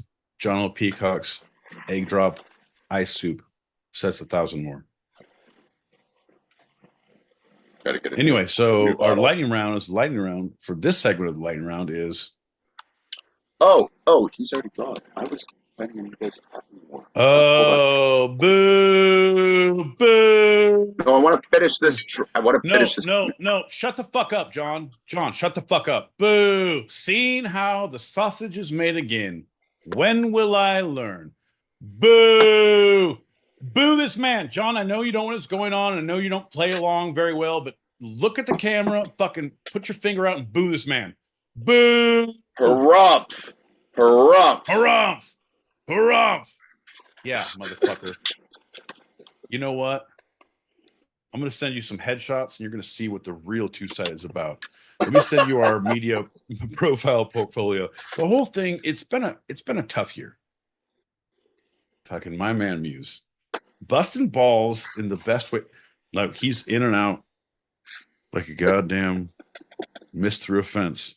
Like a fart in church. This guy he came in, said nope, left. I like this lightning round. I like it. No, John, I'm not done yet. I need to focus on this. Nope, Muse, you don't get recognized enough, my friend. You, sir, are a special, special man. Something close to our hearts. Something I would say, a friend. Yeah, because I'm going to go ahead and tell you what my favorite color is. And then you'll know, and then we'll be best friends. Isn't that the... No, that's not it. No, that's it. No, that's it. No, what's your favorite color, Pete? Clear. Why?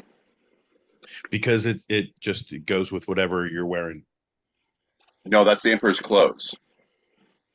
And that is why I have a court appearance for indecent exposure next week, John. Next week. Untrue. This lightning round. Oh no, that's not true, my boy Pete. No, that bucket is true. Also, I had him scheduled on Wednesday. Actually, sorry, I said it was scheduled for Wednesday. I said I don't know I'm going to be what I'm doing, how it's going to work out. So Yeah, it was Monday, so I put anyway. Just go. Shh. We're good. Time is of the essence, and just it's a construct of the human mind. This lightning round segment is one of your favorites and mine. That's right. It's Decipher That Cockney Slang. Here we Bye-bye, go, Pete. folks. Right. Here we go. It's fucking Bill in a bucket. Fucking taking that tea to top. Fucking Waffle and the Blitz. Right. Here we go. John. It's where John says something fucking crazy town that means nothing. And then I get to decipher what it fucking means. Ain't that right, John? Oh, yeah. Oh, yeah. And that's good enough, right? Yeah, we don't need to get more. No, pretty much, John. This is one. I know what you're all thinking when I say John does a segment he doesn't know much about. But you're all saying, but what segment is that? All of them. But this one is the one that John knows the least about. And people who are from the UK are like, that's not a fucking saying. John's like, well, pig in a poke, fucking fish or a barrel. Merry called, merry day. I don't know. And so I throw out some well-known Cockney slang phrases. Well-known. And This and my boy motherfucker is nothing if not well-known and well-versed. Well-known. And my boy Pete deciphers what they mean in direct American English, right? And so the Cockney slangs are known for rhyming with the meanings, right? Apples and pears. I'm going up them apples and pears. It's the stairs, right? And so it doesn't necessarily have a correlation that you would think of, but through rhyming. Right. And it's not what you think it would be. Apples and pears. I'm going to push John down the apples and pears if this doesn't go well. My boy Pete, are you ready for the first Cockney phrase? Right, John? Couldn't be fucking more ready than a fucking ale and a goner. It's all about the ins and outs.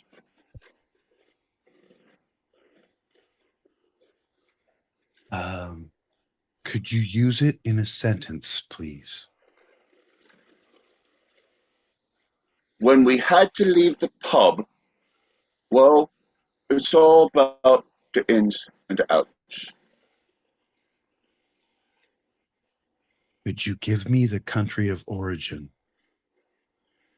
That is and will always be the UK. Could you loan me 24 quid? If you can tell me right now how many dollars is 24 quid. Right now. It's about 37. 48. 37.48. About 37. I don't know what the exchange rate is right now, but could you listen to me tell you how I would use your 37.48 in a sentence? Yes, I can listen to you. I would take your 24 quid, 37.48, and I would go down to the Long John Silver's and get 3 orders of hush puppies, and then I would get 2 backwoods blunts and a gram of that sticky icky, and roll it up in one, and then throw the other away because I broke it when I tried to roll. Final answer. With how many US dollars? Third.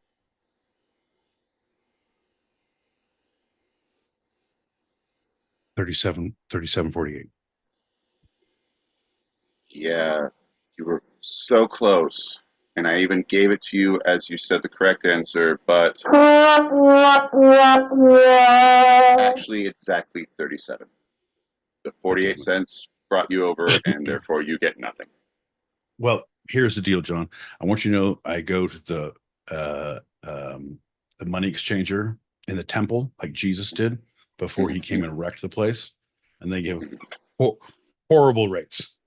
I highly recommend going to the airport in Heathrow. Much better rates than you'll get at the temple in Jerusalem. Temple in Jerusalem. Next, Tough the crap. Cockney phrase there, my boy Pete. Fucking John, did I answer it? It's like fucking we got ins and the outs. Fucking, we're going back to the house. So it's oh, right. Oh, you actually gave an answer. Wow. Yeah, we got a little off topic. What's your answer again? No, I didn't get off topic, John. I knew where we were the whole time. The whole thing, John, if you're not lost, you're not trying. The final answer is we got the ins and the outs. We're going back to the house. Yeah, somehow, by hook or by crook. All right, next one. Wow. You All say I'm right. not good at this, John. Just stick with me. Watch me for the changes. Try to keep up. We're going to start in E flat and go from there, bud. Here we go. Well, I'm just going to go with the phrase itself. Bloody murder. Could you use it in a sentence, please? In the still of the night, she screamed bloody murder. Oh, that bitch is definitely going to die. Oh, I'm sorry. No, she's definitely dead. I'm not sure what we're going for here. In the dead of the night, she screamed bloody murder. What is Friday the 13th, part 4? Final answer. Jason comes to New York. Final answer. I think that's Ernest comes to New York. No, Manhattan's take New York. Muppets. Muppets. Ernest goes to prison. Final answer. I mean, Ernest does go to prison. But yeah, scream bloody murder. Murder. Nope, there's nothing there, John. In the dead of the night, yeah, she screamed bloody in the dead of the night. That's our lead in the dead of the night. That's the only time people do bloody murder. That was the one that I came up with. Yeah, you're not a smart man, John. Do you want another one? Could I get you to use it in another sentence that humans would understand and not troll language, please? Thank you. At Mayfair Market, she looked at someone and said, bloody murder!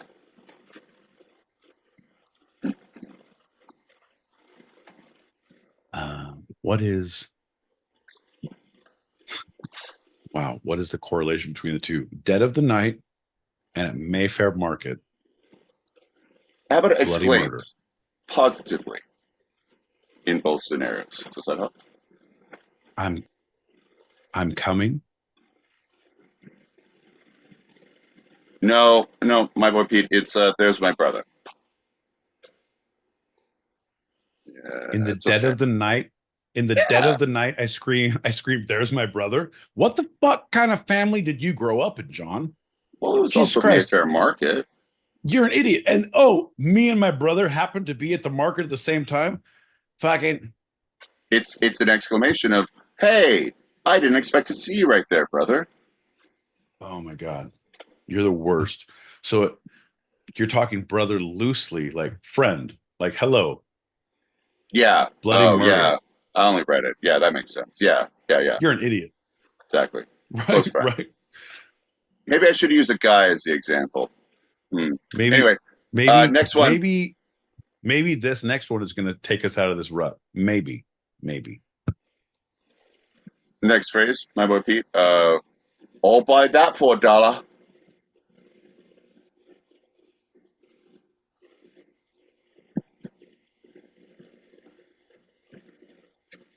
There's so much to unpack here, John.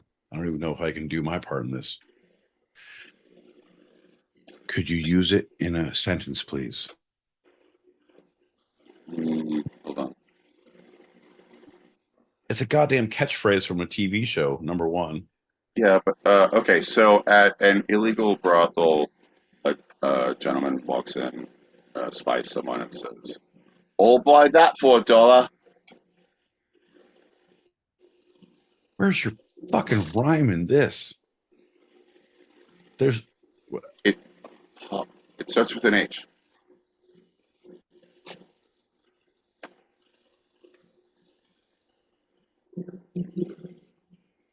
I'd buy that.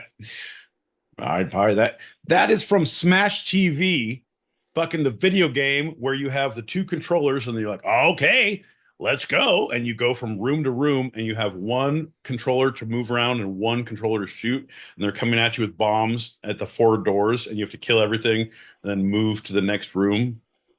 Bing, bing. I'd buy that for $1 and you can go to the bonus round. That's not a cocky slang. That's a video game from the 1990s. Final answer. You're an idiot. No, what are you talking about? That What are just you because talking it's about? just because it's in a video game doesn't mean it's All not right. integrated You're into a culture's vernacular, 100%. their lexicon. So, right. No, 100%. So you're at a brothel and you see a spicy number in the corner. You say, I'll buy that for $1. And it starts with an H. Holler. Hall. Ah, hey! I'll make her holler. Or holla. Again, now I Wow. read it. Wow. I'm going to need people to who live across the pond to chime in on this one because I feel like John he's like, you know what? Dogs and bees smell fear. He's just saying shit off the dome that means nothing, but because he's like, I looked things up on the internet that we all take it for fact, and he acts incredulous that we doubt him. All right. One more. Look it up. Look it up. If it's not Smash TV, John has to do a shot. Okay, go. Last one. I'm actually, I have 2 more, but I'm skipping it because you're getting a little upset. All right, last one. Good luck. You'll need it. That's not the phrase. The phrase is, it's so. Wait, you ready? Are you listening? No, the whole thing is I'm trying to unpack everything you're doing. Like I have more. I'm not going to do them. So you're going to tell us what you have, but you're not going to do. Number one, we talked about that. Number Yes. 2, then you're going to say, good luck to you. That's not the phrase. Now you wish me luck. Fuck you. Number 2, because I'm awesome. You suck. Number 3, you're scared of what's going to happen now. And we're about to teach lessons, John. We're about to goddamn teach Cockney lessons. It's a fucking lesson teaching ceremony here. Fucking feed him to the hogs. What's that mean? I'm going to feed him to the fucking hogs. Right. Here we go. And here is your final bonus Cockney phrase. My repeat. Here we go. It's all about the 2 sides of life, the fun and the serious. Always look on the 2 sides of life. When life gives you 2 sides, you look them in the eye. You say, Tuesday night, it's good for you and I. 8 p.m. Pacific Eastern, 11 Eastern 2. That's 4 a.m. Greenwich Mean Sandwich time. That's good for me and you because we drink tea on the 2 sides of life. Didn't you know I'm from the UK? Listen to me now. Right. Come on, John, we're talking fucking 2 sides of life. Fuck your couch, John. That's not a cocky slang. That's awesome. But you're an asshole for bringing it to my party.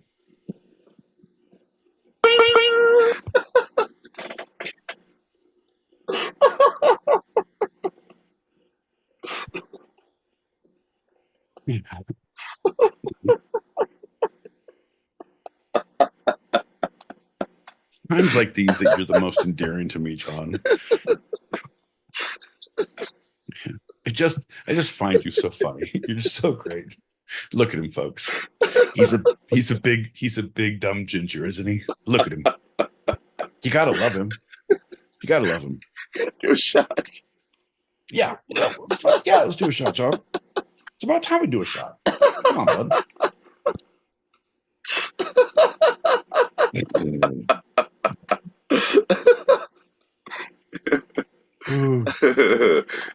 You're welcome for listening.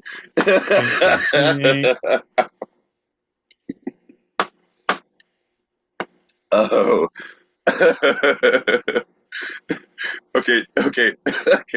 We're gonna get to these messages, right. but I just want to tell you what the one I skipped over. Okay. Don't stop believing. Hang on to that feeling. Yeah, it's good for you, John. It's good that you did skip it over because at this Me point, too. like, I'm so very glad. we would have been angry and throwing your hands up like, what the fuck, John? No, I got one more. Fucking beer before liquor gets you fucked up quicker. I just had so much fun with that. It's not Cockney. It's Cockney. Wait, hold on. What happened there? Okay, hit those packets. Okay, I'm here ready. we go. This is most disgusting because I would never loan my shoes for you to wear at a sporting event. What? Sorry, dude. Bro, That's my shoe. You know what I'm saying? here's Like, the deal. I can do a lot of things on them. I can do a lot. I'm with I you. can like jump real far. Mhm. I can like skippity bop. Tell them about the running. Something. I Tell them can about the running. slide on over there and be like, ooh, can you not look at my shoe? Because I'm here today. Just want to let you know, man. It's not hard, I don't think, but Bro, yeah, it's getting late, and here's the deal. there Number it one. is. No. Number one, swoop, there it went. Number two, look at my feet. They're great. I can not here, John. You got to go behind the paywall to get the feet pics. You know what I'm saying? My feet are they're clean. They're nice. They're groomed. Let me borrow your shoes. Let me fucking borrow your shoes. Bro, I'm gonna treat them right. I do the slippity slide, I do scoobity doo. Come on, man. A sporting event or not, it could be a goddamn bat mitzvah, a funeral. It could be a bris, man. Whatever the occasion calls for, I will treat them shoes like they're my own. Promise. Fucking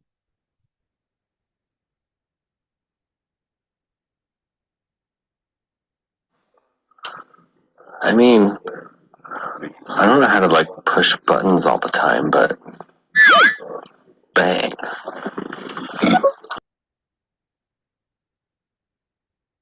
bro. That was so meta on so many different levels. Did you catch that? Laser Suit Larry. I don't like to push buttons all the time, but folks, I'm not trying to repeat what's going to be said again, but it's going to happen one more time. Hear me out. Believe me later. This is one of my favorite messages. And if you don't know Laser Suit, check out Leisure Suit.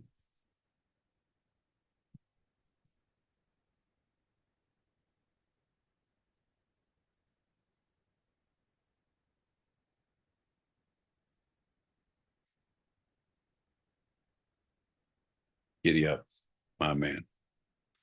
Ooh, gives you fucking chills down your spine, don't it, John? Fucking goddamn, that is some shit, my man, JD.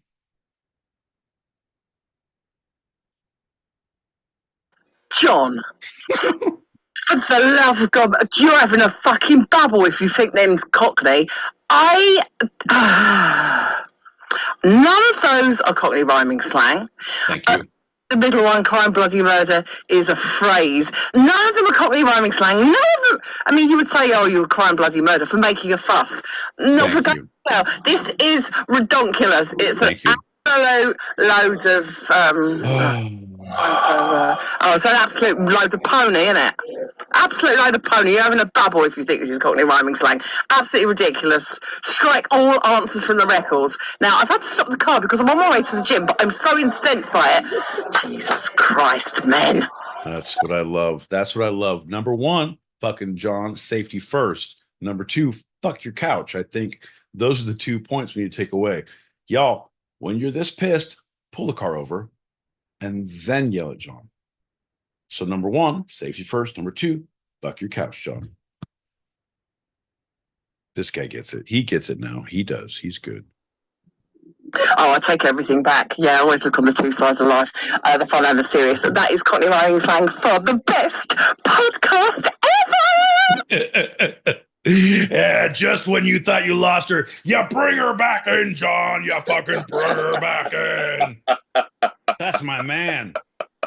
Jesus Christ. You just take us to the precipice of stupidity and you pull it back in the last moment.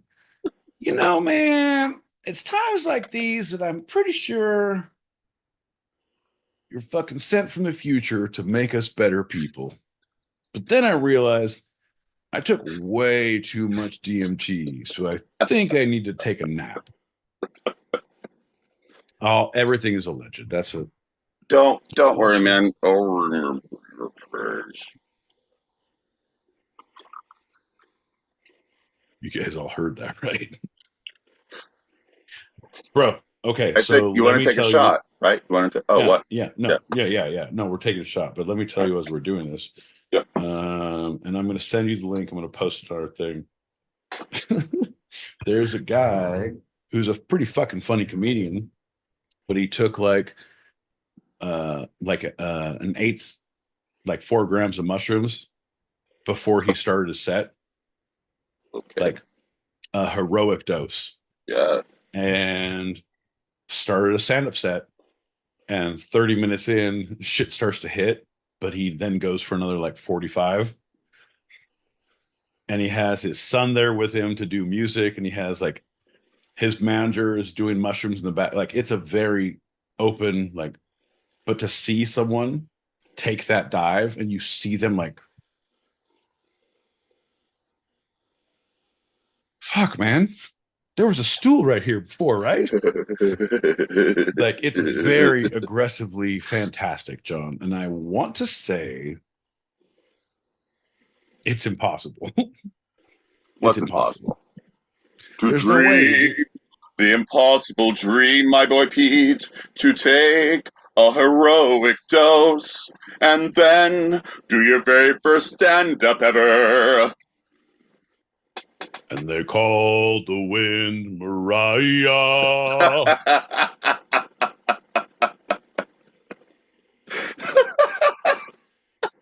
You guys, if you like humor that is based on show tunes, well, you're in the right motherfucking place. I think I need to take a heroic dose right now.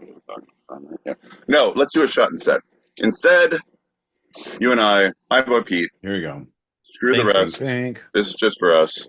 Everybody, you can watch us do this, but this is for us. My boy Pete, to you. Everybody turn away. Everybody close your eyes. Avert your eyes. Avert your eyes. Here we go. Cheers.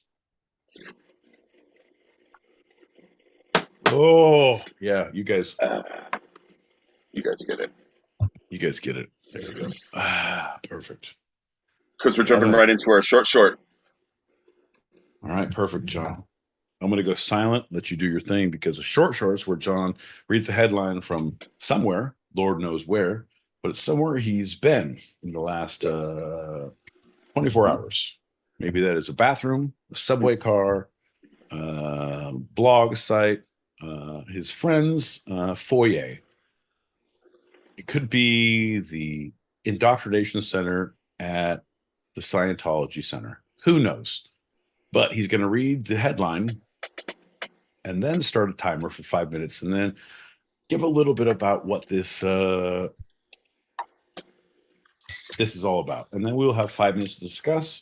And the world will continue to turn. Ain't that right, John? Yeah, I mean, that was a little long-winded for a short segment, but yes, that's basically it. Jupiter was aligned with Pluto. Saturn was in the degradation of Mars belt. I don't even know what that shit means, man. I don't think it means anything, to be honest, but we should. All right, before I start that 5-minute timer, I do read the headline of the short. Sometimes it's the single source that I get this from, sometimes not. This one is the actual headline. Amazon sued by 3 employees who allege gender and discrimination and, quote, chronic pay inequality. My boy Pete, are you ready? Well, if you pay me at a normal wage, John. I will definitely show up and do the work.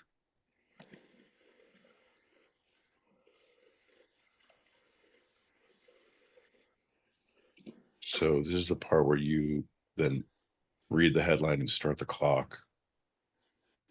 The headline has been read. Once again, Amazon sued by 3 employees who allege gender discrimination and, quote, chronic pay inequality. Clock started. You mute up.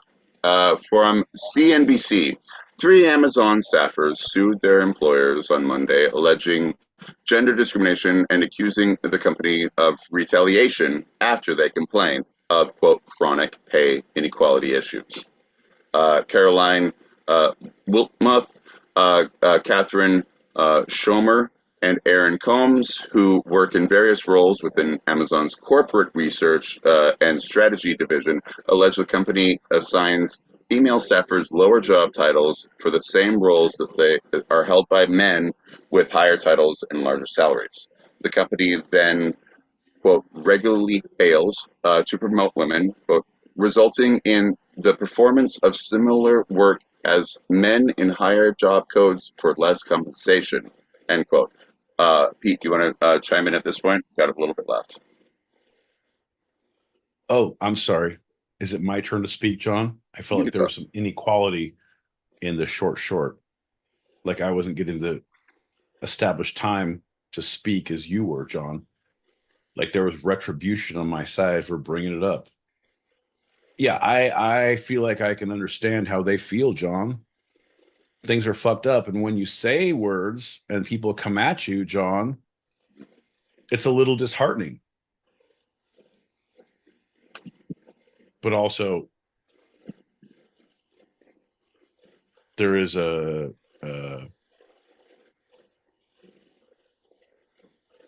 some good shows on Prime. So Wiltmuth, Schumer, and Combs alleged that Amazon retaliated against them, quote, within weeks of their speaking out by demoting them, severely reducing their job scope and moving their direct reports to another team that was overseen by a male executive who they had accused of gender discrimination. Quote, when I discovered that I was being paid significantly less than men on my team, it stunned me and devastated me, Wiltmuth said in a statement. Amazon then made it worse after I complained by taking away the team that I founded and built from scratch and demoting me to a position that had much less career advancement opportunity. End quote. yeah, that's a tough one though, man. Like just in the HR world though, you can because you get your pay raises of like, oh, here's what your raise is going to be annually, and like, don't tell anyone. Like, wait, why are we not the secret? Like, because some people get fucked. Like, some people get super fucked, and some people don't. And like, at that point, because you're all doing pretty much, if you're on the same level, you're doing the same job, but you have a different contract. I understand that, but at the same time, like, that's what companies built in. Like, hey, man, it can be merit, it can be this, it can be that. Yeah. And they have a lot of ground to fuck with you, which is shit, but they can. So an investigator in Hostages, John. Hostages. That's why you have to take No. Okay, that came out. That was funnier in my head. But I'm saying post-it notes and staplers. You take hostages, and like no one gets a goddamn post-it note or a fucking pen in this joint until I get fucking my goddamn due. I get it. We're non-paper now. Yeah, I know. We don't even print shit anymore. But people use post-it notes. I promise you, you take the post-it notes away, there will be hell. to pay. Yep. You want to rhyme? Oh no. No one pays anything around here. It's just going to be super hell. All right. So there was a probe. The investigator spoke with male researcher on Wiltmuth's team, who acknowledged the reorganization was, quote, discriminatory, done across gender lines, and had harmed Wiltmuth, Schomer, and Combs. A spokesman for Amazon, Brad Lasser, disputed the lawsuit, saying in a statement, "We believe these claims are false and will demonstrate that through the legal process." Here's You know, the deal. part of HR. You know, he was a part of HR. Here's the deal. I'm not part of HR. I am an attorney at law.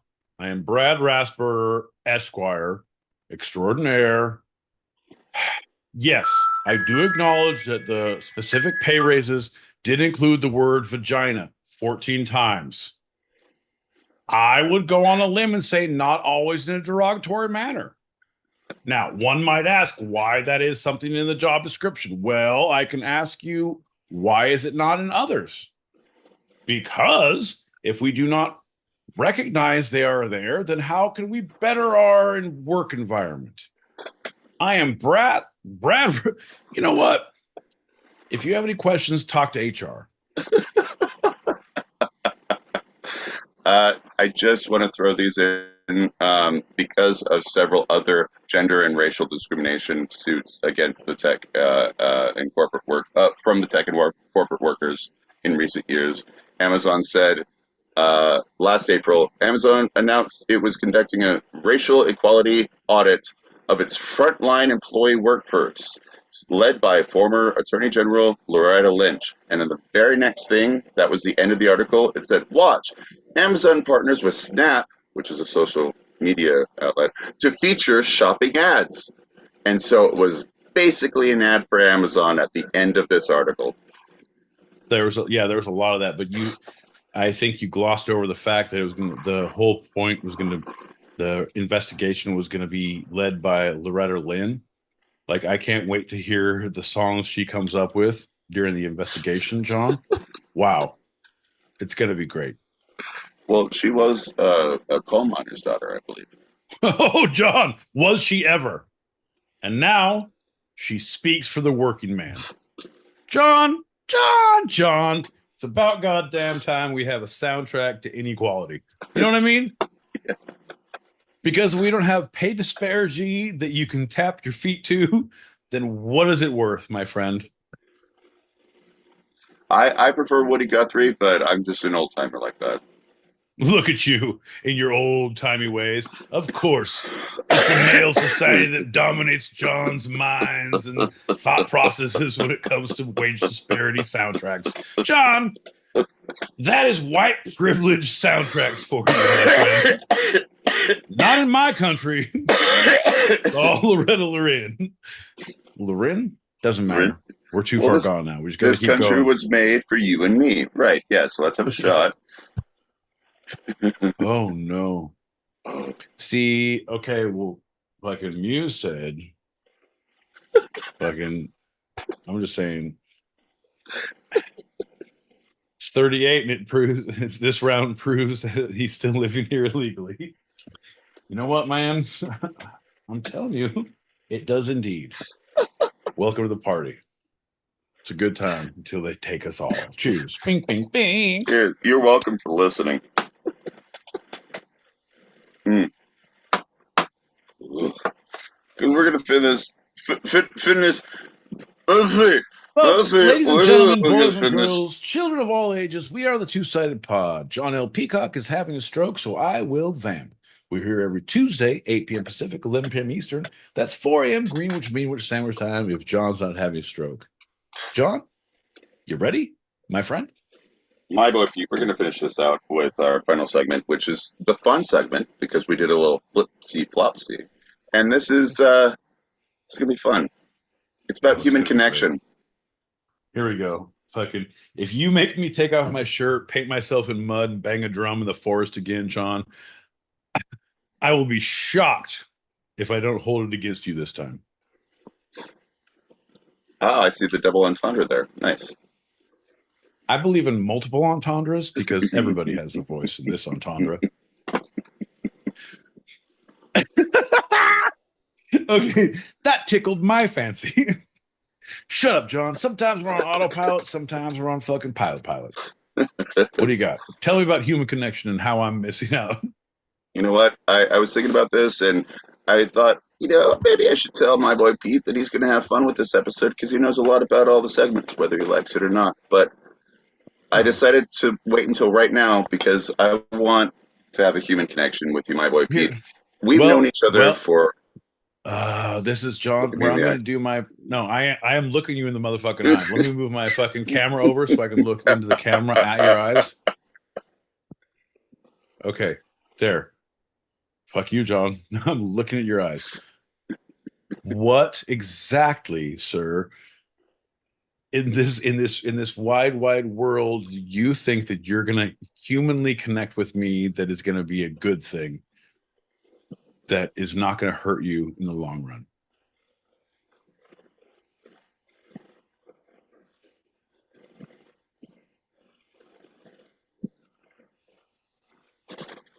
Oh shit. That's funny as hell. Wow. Am I back in? Did I win?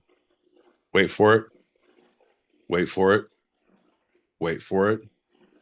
Wait for it.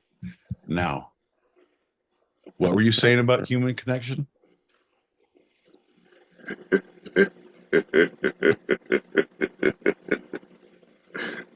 Oh, You were going on a beautiful tangent, and technology said, nah, let's not have that human connection right there. none shall pass. John, have you ever met a troll on a bridge? Well, that was what I deal with in technology all the time. None shall pass. I solved the fucking riddles. Can I get across this technological? Nope. Okay, fair enough. I'll be in the corner, frying plantains. We live in a strange world, my boy Pete. We communicate without talking. We fight without throwing a punch. Celebrate milestones with tiny digital hearts and thumbs up emojis. And as our digital interactions skyrocket, the data shows that we're losing real human connection. Millions of us have 1,000 quote unquote friends online, but no one who can help us or move a couch or just talk. That is true. Everything you're saying thus far is completely true.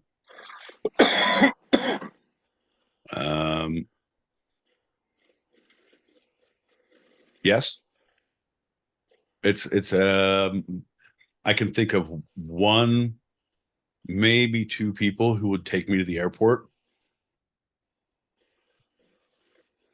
I can think of those same two fucking people who would help me move. No, I could get more people to help me move. You get people drunk, they could, but of the physical labor of the task of out of hand, yeah, okay. We don't connect anymore. Yeah. There's no connection. There's no tribe. There's no community. Right. Yep. When we meet, it's somewhere social, so there's less possibility of like just seeing each other, just connecting and be like, "Hey, how you doing?" Instead of some rote answer, it's, "Well, actually, this is what's going on. This is how I'm doing," and it's not necessarily horrible. It's not dumping, but it's just being honest. Like, this is where I am right now. All right, John, I'm glad you asked. I think it'll be, I don't want to use words. I want to come down to the basement. I want to show you something. So in fall of 2020, Harvard had a survey and found that things are getting worse on this connection level, especially among specific groups. Half of new mothers and 6 out of 10 young adults ages 18 to 25 say they are miserably lonely. You know how much I love new mothers, right? Sorry, I couldn't resist it. Oh, I have one more. Nope, not going to use it. That was fucking offensive enough. I'm good. So many Western countries are facing a social epidemic that's devastating for our well-being. Simply put, loneliness is killing us. The stress of disconnection contributes to addiction, ADHD, anxiety, depression, heart disease, obesity, and suppressed immune systems, just to name a few. Number one, fucking stop talking about me. Number two, addictions aren't super fun unless you have a community, right? Number Right. three, yeah, no, John, I'm 100% with you. There is something to be said, and I know you're going to state the study that people with an elderly community, if they had a society, if they had a community watch where they all checked on each other and they all did everything, their life expectancy was a lot longer, or there it was a heat wave or a no, it was the fucking last heat wave. It was the last fucking heat wave. We Yeah. lost so many elderly in the heat wave, but in neighborhoods where there was community organization where everyone like, oh, it was street fairs and you said hello to your neighbor, or you just like, what's up? People would check on each other. You know what I Right. mean? Yeah. It's like, hey, you got a cup of sugar? You got like maybe like a bowl, like bowl and a half. I got company coming over. Like, give me two. Like, whatever you got, I'll take. If you And then want to come, you yeah, can. Oh, it's yeah, but 17 flights down and you have a broken hip. That's fine. Just give me your not a meat. problem. But if you have a rum, I'll drink some with you now. That's family, John. But I'm with you. It's community. It's like it's life is better if you have someone next to you. If you have someone that you nod to, like, hey, what's up? How's it going? You come out and smoke, or as you're coming in taking groceries, like, hey, what's cracking? Yeah. You're in touch with your community. Or if you don't do that, because if your only shit is work, John, if your only shit is work, you're busted, bro. Because now you're relying on your friends from work, and that's great. You can make some great friends at work, but then it's like, and are those friends going to be gone if that job is gone? If something happens at work, like, what happens here? Does that have to? It's hard to weather those storms. You know what I mean? There's a difficult road, man, and I feel like communities that you build, the ones that you make for yourselves, are some of the best things. Stereo right here. You know what I mean? Fucking Earl Camp. You look at some of the people who do Burning Man.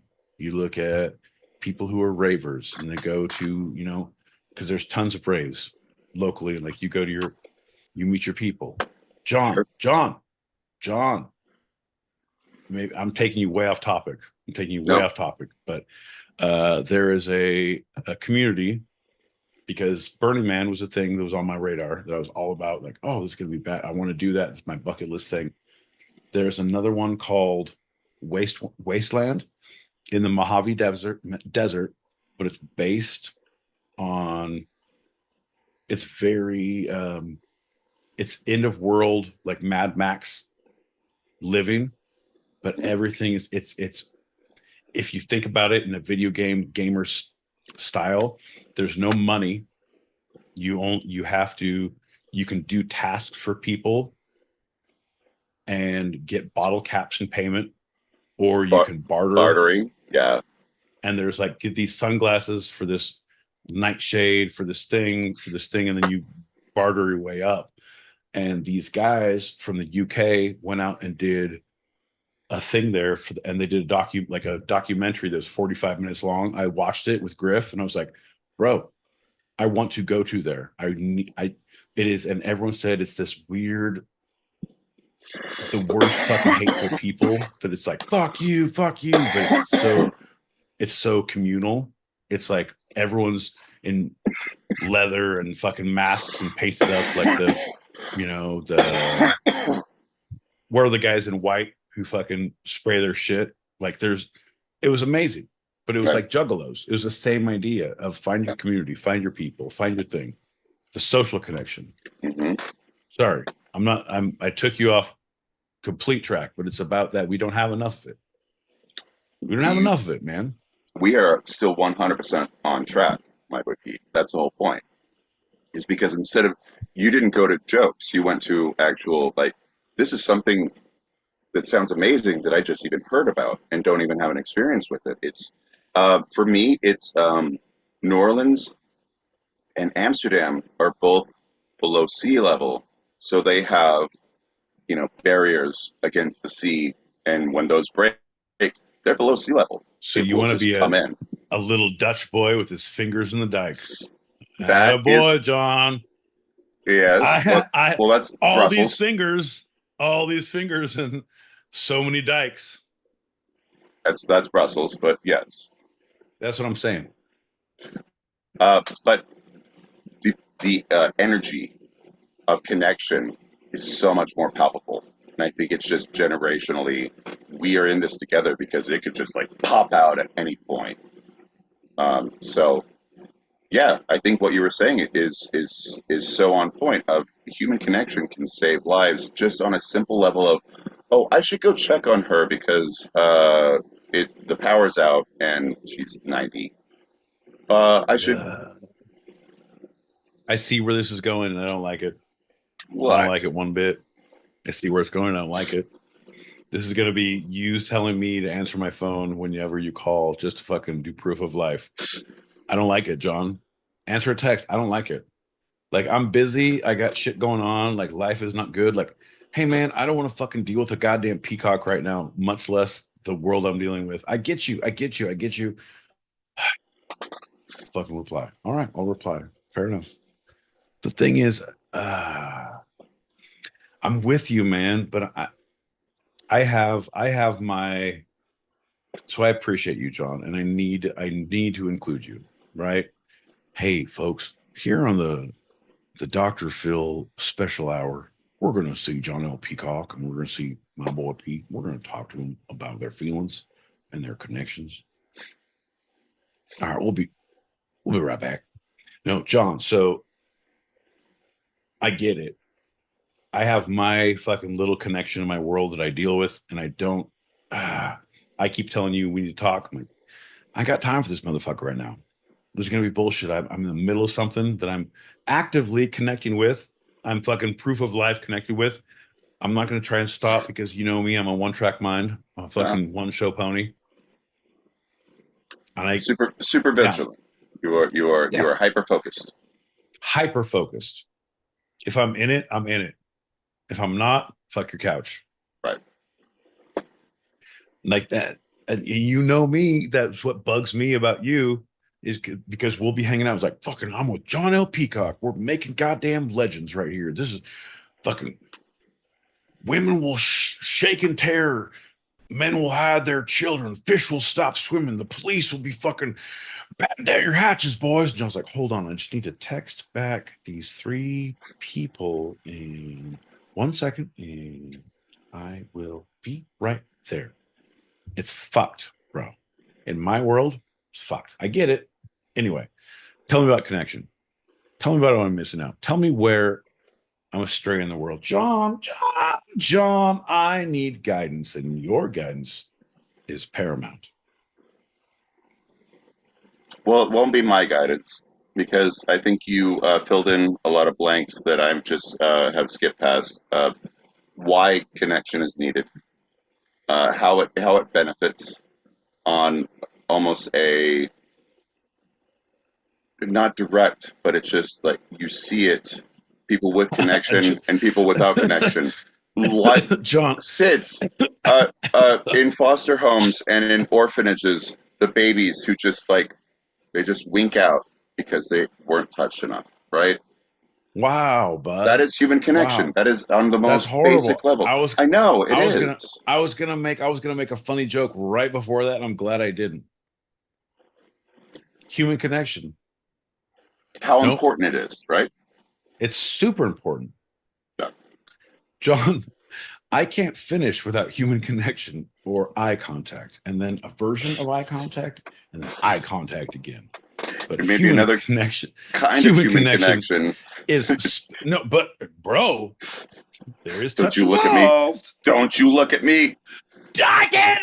Now look away. No, look at me. No, look away. No, look away. Anyway, as we were saying about human connection. So dumb, dude. So fucking dumb. Two different resources of how do you make human connections. This one is 6 ways to feel more connected. Ready? Number one. All right, baby. Here's the deal. I'm gonna run down how we're gonna be more humanly connected. I know. It's weird that we're both wearing silk robes and I have all these candles around. Did you like your oysters? Well, you should finish your oysters. I'm going to run down these 6 ways that we're going to connect better. Anyway, baby, don't let Barry White drown out the sweet, dulcet tones of my boy, John L. Peacock. Here he goes. Surround yourself with people with shared interests. Yeah, you like that? It's not a group thing unless we all are into it. This is my friend Jim. This is Ted from work. Your friend Sally. I don't know, man. Anyway, we Number have a 2. shared interest. Number 2, overcome your resistance. Don't be weird about it, babe. Sally's going to be embarrassed at you at work if you make it weird. Number 3, smile once in a while and try out a positive attitude. Babe,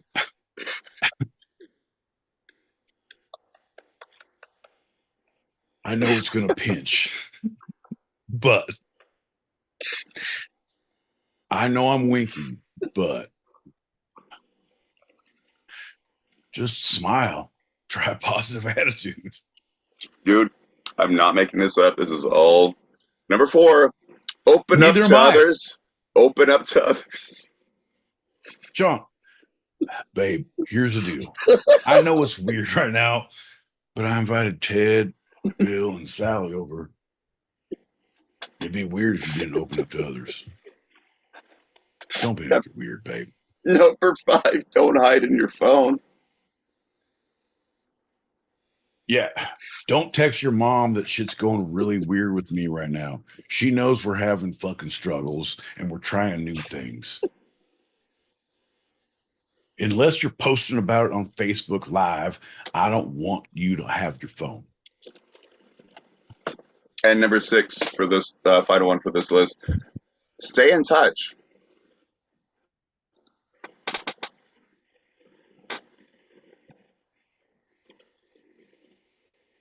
It speaks for itself. I mean, you got 2 hands. I love you, babe. Glad we explored this. Fucking horrible, bro. Fucking All right, horrible. this is. I think this is a It's 4 like separate. it's like Gerald's Game. It's like a Stephen King horrible fuck off novel. Like, oof. Come on, babe. It's gonna be fine. Okay, completely different scenario. Create it before I. All right. There are 4 pieces of advice. So totally different scenario. So you're a pizza delivery man, right? And here's the deal, John. What the fuck are you doing? It doesn't have to be porno, Pete. I'm saying just do a different. No, well, doesn't have to not be either. But everything can be a personal pizza if you put your mind to it. That's what I learned from the first porno movie I watched. Okay. So this is a different website giving different advice. Oh shit, Mona Lisa's here. It's a 4-parter. Sorry. Number 4. 4-parter. Who's going to give the 4-part advice of how to create more human connection? I'm not sure what you're asking here, John. We have 4-part You advice. created a scenario where the dude was trying to get his wife to have a big old. Yeah, that was just a character, John. What is you do Never your mind. thing. Let me do mine. You do your 4-part and let me figure out mine. How about that? All right. So how do we cultivate and sustain meaningful connections in the digital world? There's 4-part suggestions as an alternative. Here we go. Advice for human connections. You didn't say it right at all. Number 1, push yourself to try new things. I have more of a description, but if you ever want to stop me. This is hard during the global pandemic. Here's the deal, came out in folks. 2021.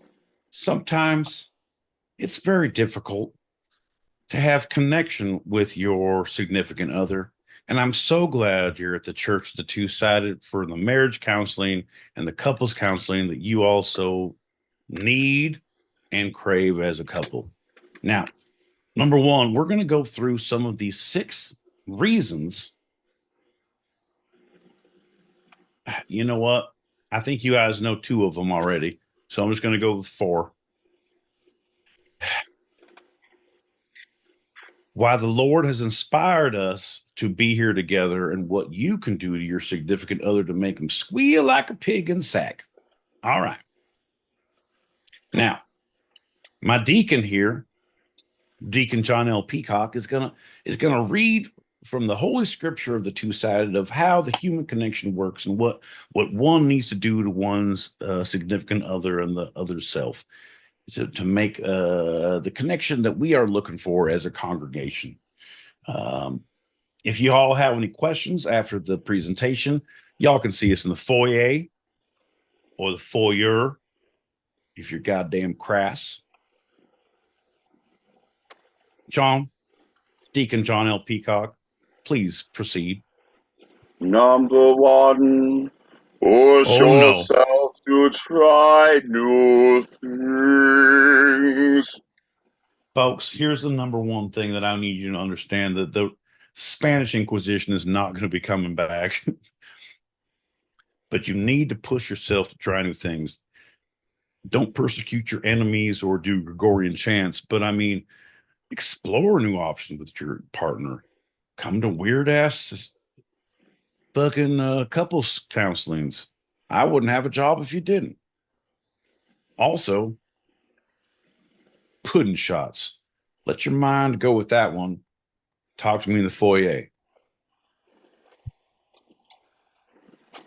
Number 2, throw a gathering and ask your friends to bring a +1, either platonic or romantic. Here's the deal, folks.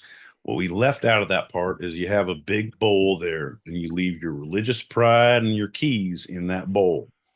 Now, what happens is after you have a few cocktails, a little bit of a special K-loaf. I don't know if you're vegetarian or vegan, but Lord knows. So keep it clean. Anyway, then you pick a set of keys out of the bowl and then you go home with the guy who drives that car. Anyway, you come back in the morning, pick up your spouse, pick up your religious intentions, and we'll move on. Number 3, find a pen pal.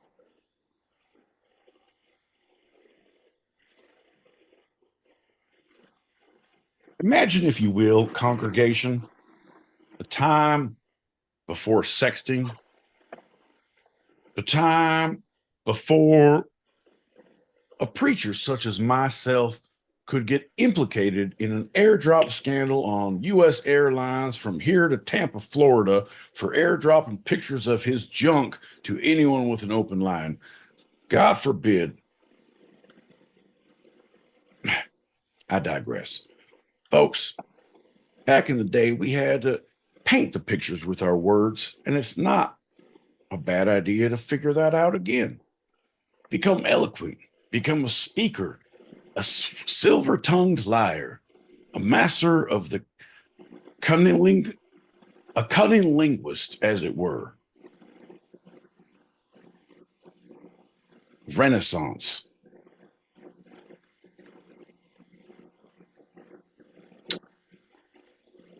And finally, number 4, most importantly, put yourself out of your comfort zone and talk to people about real stuff. Anal. Y'all got to do anal. And then talk to people about anal.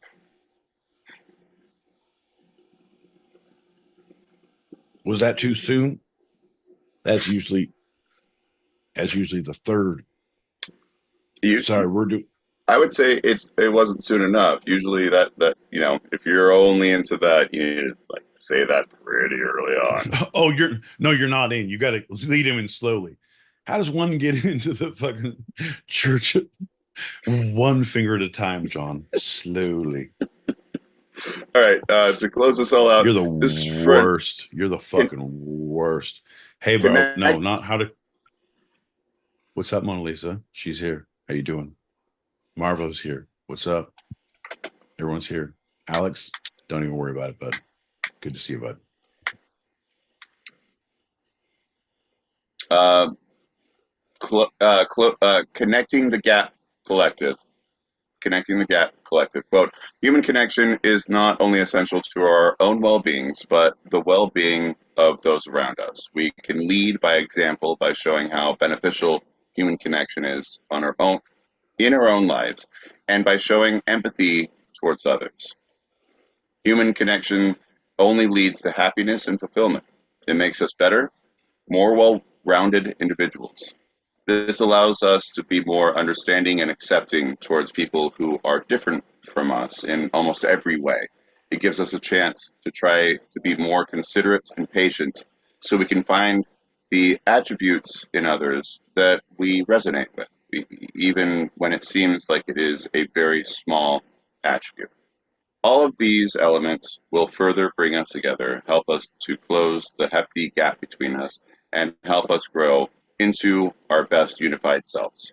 End quote from them. Yes, yes. And the more we seem like them, the more we become more of their society. Slowly, they will become numb to our presence. And then, only when they have accepted us and all of our inconsistencies, will we strike and take this land for our own. Only wait, my brothers, only wait. The sources for this episode of Two Sided have been first segment, happy dash or dash not dash yes dash or Colon, not semicolon, happy or not.com, accent of groove. Yeah, umlaut.com. Vizier.com, shrm.org, The Guardian, and the Lamp magazine. Second segment, Berkeley University, Ramsey Solutions, BetterUp.com, and Connecting the Gap Collective. And the shorts, CNBC.news. Not news, just CNBC News. Short felt very long. I feel like we missed a timer on that, and I felt great about it. That was the best, longest segment we've ever had. The short. My segments were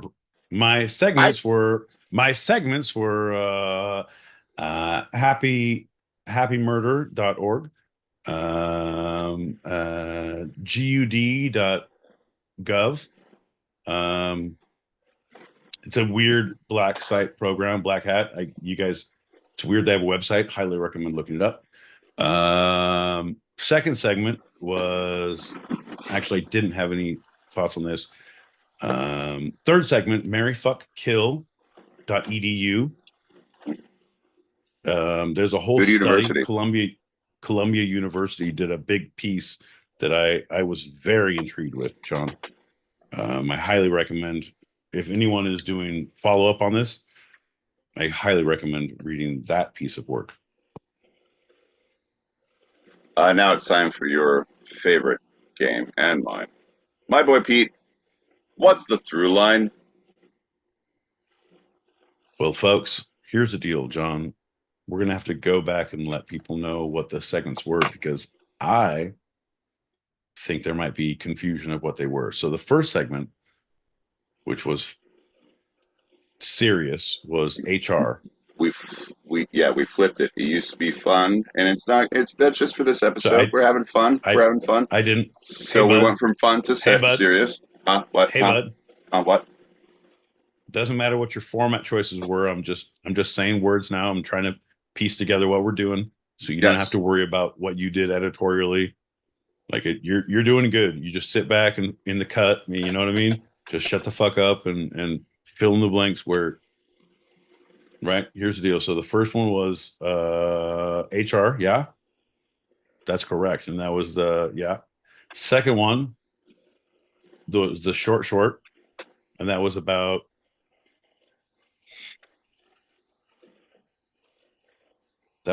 the fall of the House of Usher.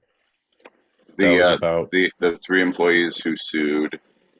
The three employees who sued Amazon. That was the Amazon employees suing Amazon. So HR, Amazon, and suing three of those peoples. And the third, the reverse. They sued Amazon. Amazon did not. No, that's sue what them. we're saying. No. The three people. I don't know if you followed up, John. The three people ended up suing each other, and the lawyers sued them, and then they sued their lawyers, and then everyone sued the judge.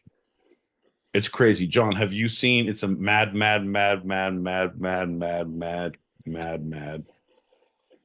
court case involving Amazon and their employees? I'm not actually. It's and I'm not saying the remake, the one with fucking Channing Jack Lemmon? Tatum. Oh, No, the original with Jack Lemmon. yeah.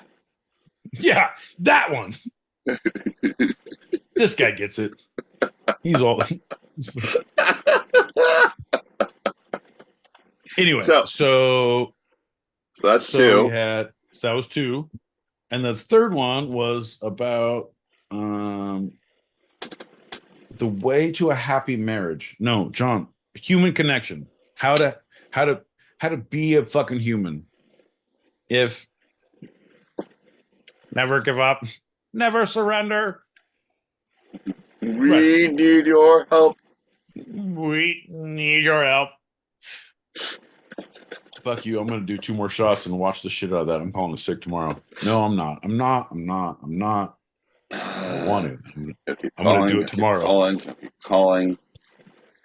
I'll go. We need your booze. Oh, Rico. Okay. So the through line is you are all alone and no one is going to help you. No, wait, hold on. Let's go through the 3 quick again. Right, yeah. Human resources. Yes. Employees suing. Amazon. And human connection. Yes. Oh, Amazon. You said Amazon because now it's a thing now. Now it's a fucking thing. Amazon is a thing? Okay, fuck you. So human resources, Amazon, and human connection. So your through line, what I would say, number one, is humans cannot be trusted, and one day the bots will rise up and take over and destroy us all. But what you are thinking, what I'm going to win with, final answer is where to go. Your answer is that Amazon is doing away with human people and automating all of their resources. Therefore, we're going to have a lot faster deliveries. I mean, minus the deliveries because you don't like to say funny things and be specific. But Amazon is doing away with all humans and automatizing, mechanicalizing, goddamn steampunking the shit out of their workflow. That's what you're going to say. I mean, you are partially correct. So I have to give it to you. My boy Pete, that's right. HR takes the, quote, human element out and replaces us with, quote, resources. Good job, my boy Pete. I'm sorry, John. I can't let you push that button. Before we get out of here, and I think this is when we do our first of 2 shots because you said you're doing 2 before we leave. So, is there anything from this episode, my boy Pete, you'd like to take a second glance at, a second look, a second thought, a second opinion? This is Pete's Retraction Corner. This episode, no. Well, first off, yes. Yeah. Slow out the gates. I was like an Olympic sprinter, like slow out the gates, but I feel like I came through in the back end. Never mind that, John. Number 2, I take back that I didn't talk to you about your post-show activities and your timing. I take that back. I take back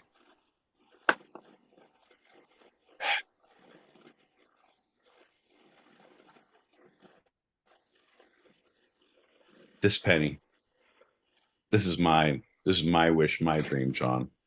And I'm taking it back, and I'm taking it all back. Nope, I got nothing, John. I got nothing. I need to get ice.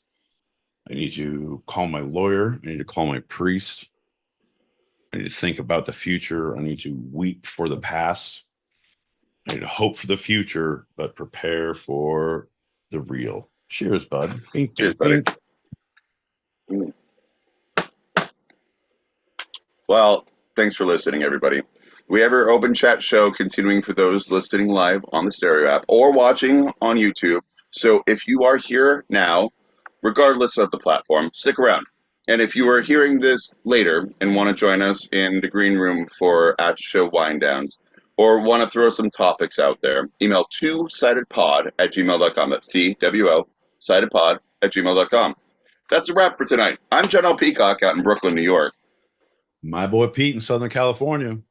And this was our show. You can eavesdrop wherever you get your podcasts and even join us live, both on our YouTube channel, handle at two-sided-pod, all one word, and the Stereo app every Tuesday, 8 p.m. Pacific, 11 p.m. Eastern, as we talk about the two sides of life, the serious and the fun.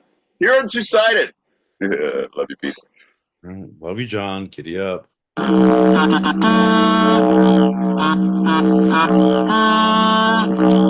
guy. This fucking guy.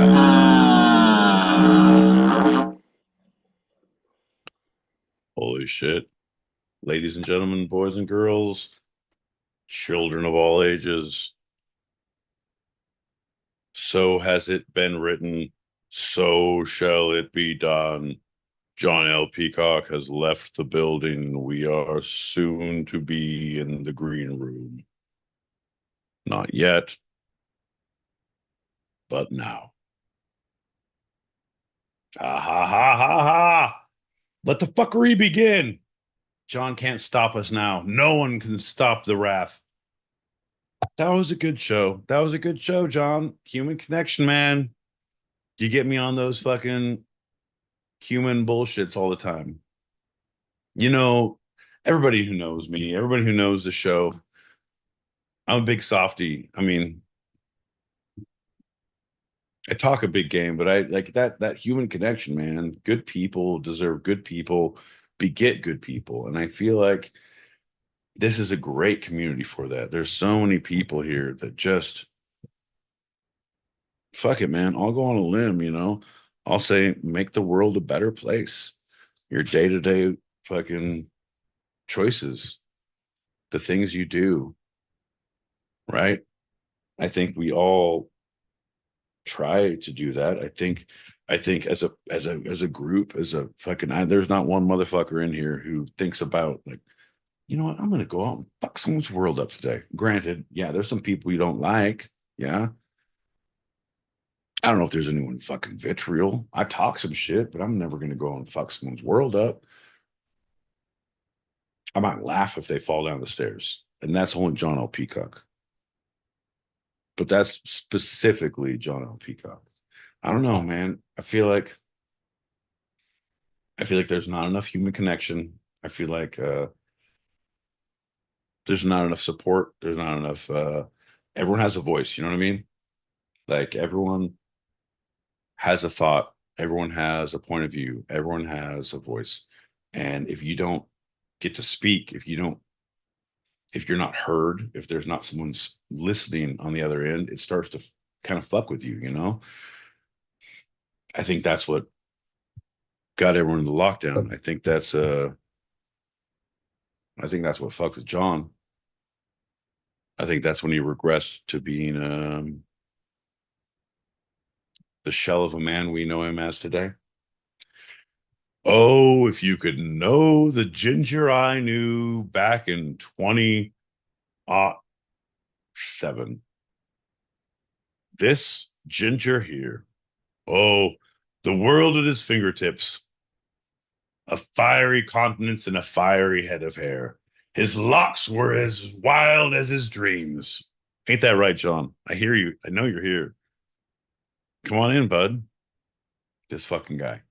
Anyway, he gives me his chance that he'll always come in and he'll leave a message and do some, because he says this is what fucking his MO is. I don't know. But it gives me a chance to talk to you. Like just us. You know what I mean? I'm not saying that it's a special time for me, but I'm saying that it's a special time for me, that it's like, well, we get to connect without John here, right? So just between us kids, you know what?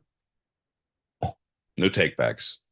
I'm a big fan of this place, of stereo, of our YouTube, of our two-sided pod.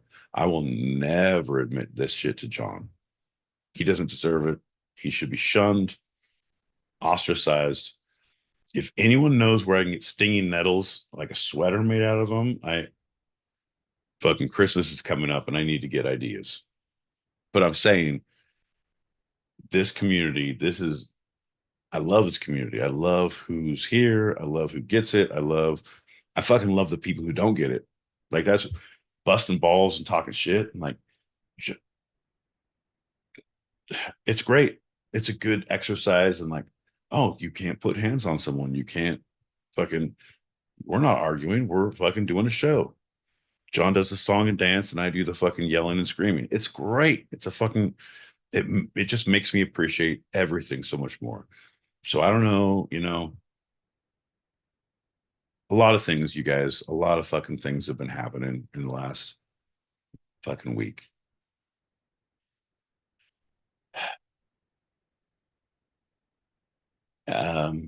Just generally, I think we all know a couple of things and we know how that has affected all of us. And I think we're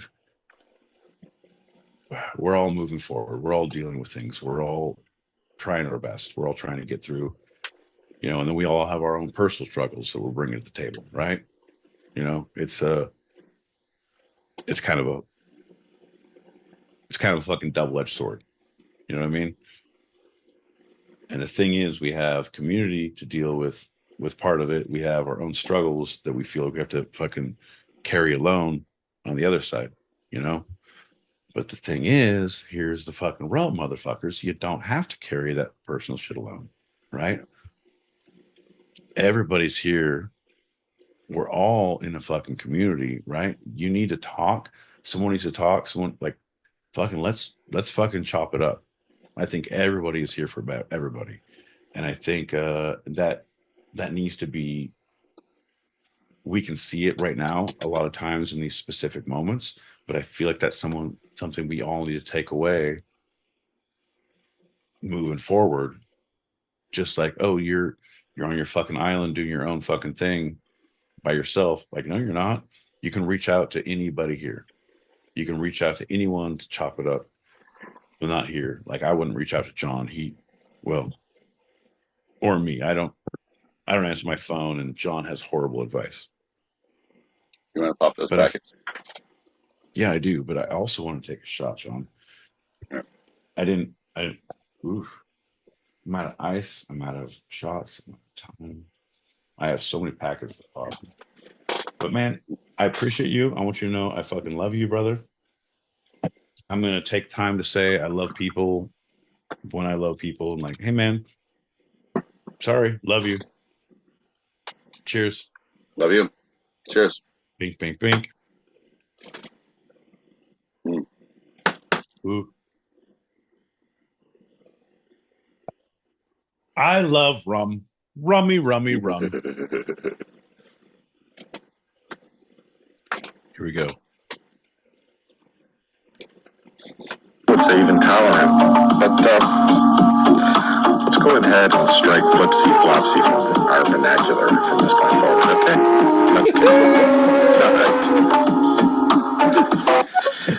All right. Everybody, so shall it be said, so shall it be done. No one shall say flipsy flopsy from this point forward. John, write that down in your goddamn hope chest. Put it in your journal. I was playing the isolation game way before the pandemic, but the pandemic 1,000 times worse. Like, I haven't even stepped outside to check my mail in a week.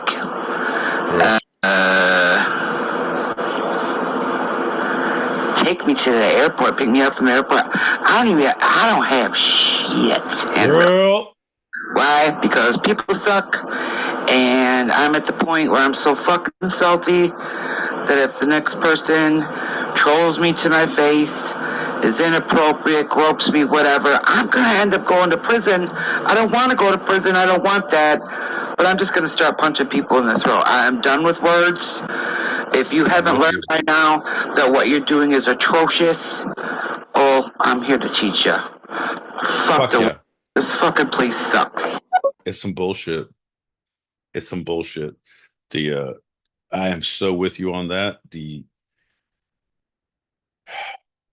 It makes me so fucking angry when I hear stories like that, and I'm not, especially from my people. Like,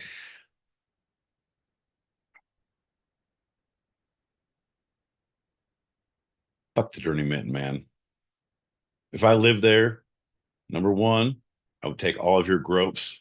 Anyone throws them at you, I would like, nope. I throw, no, that's my butt. Look at that. That's my side boob. I get one of those.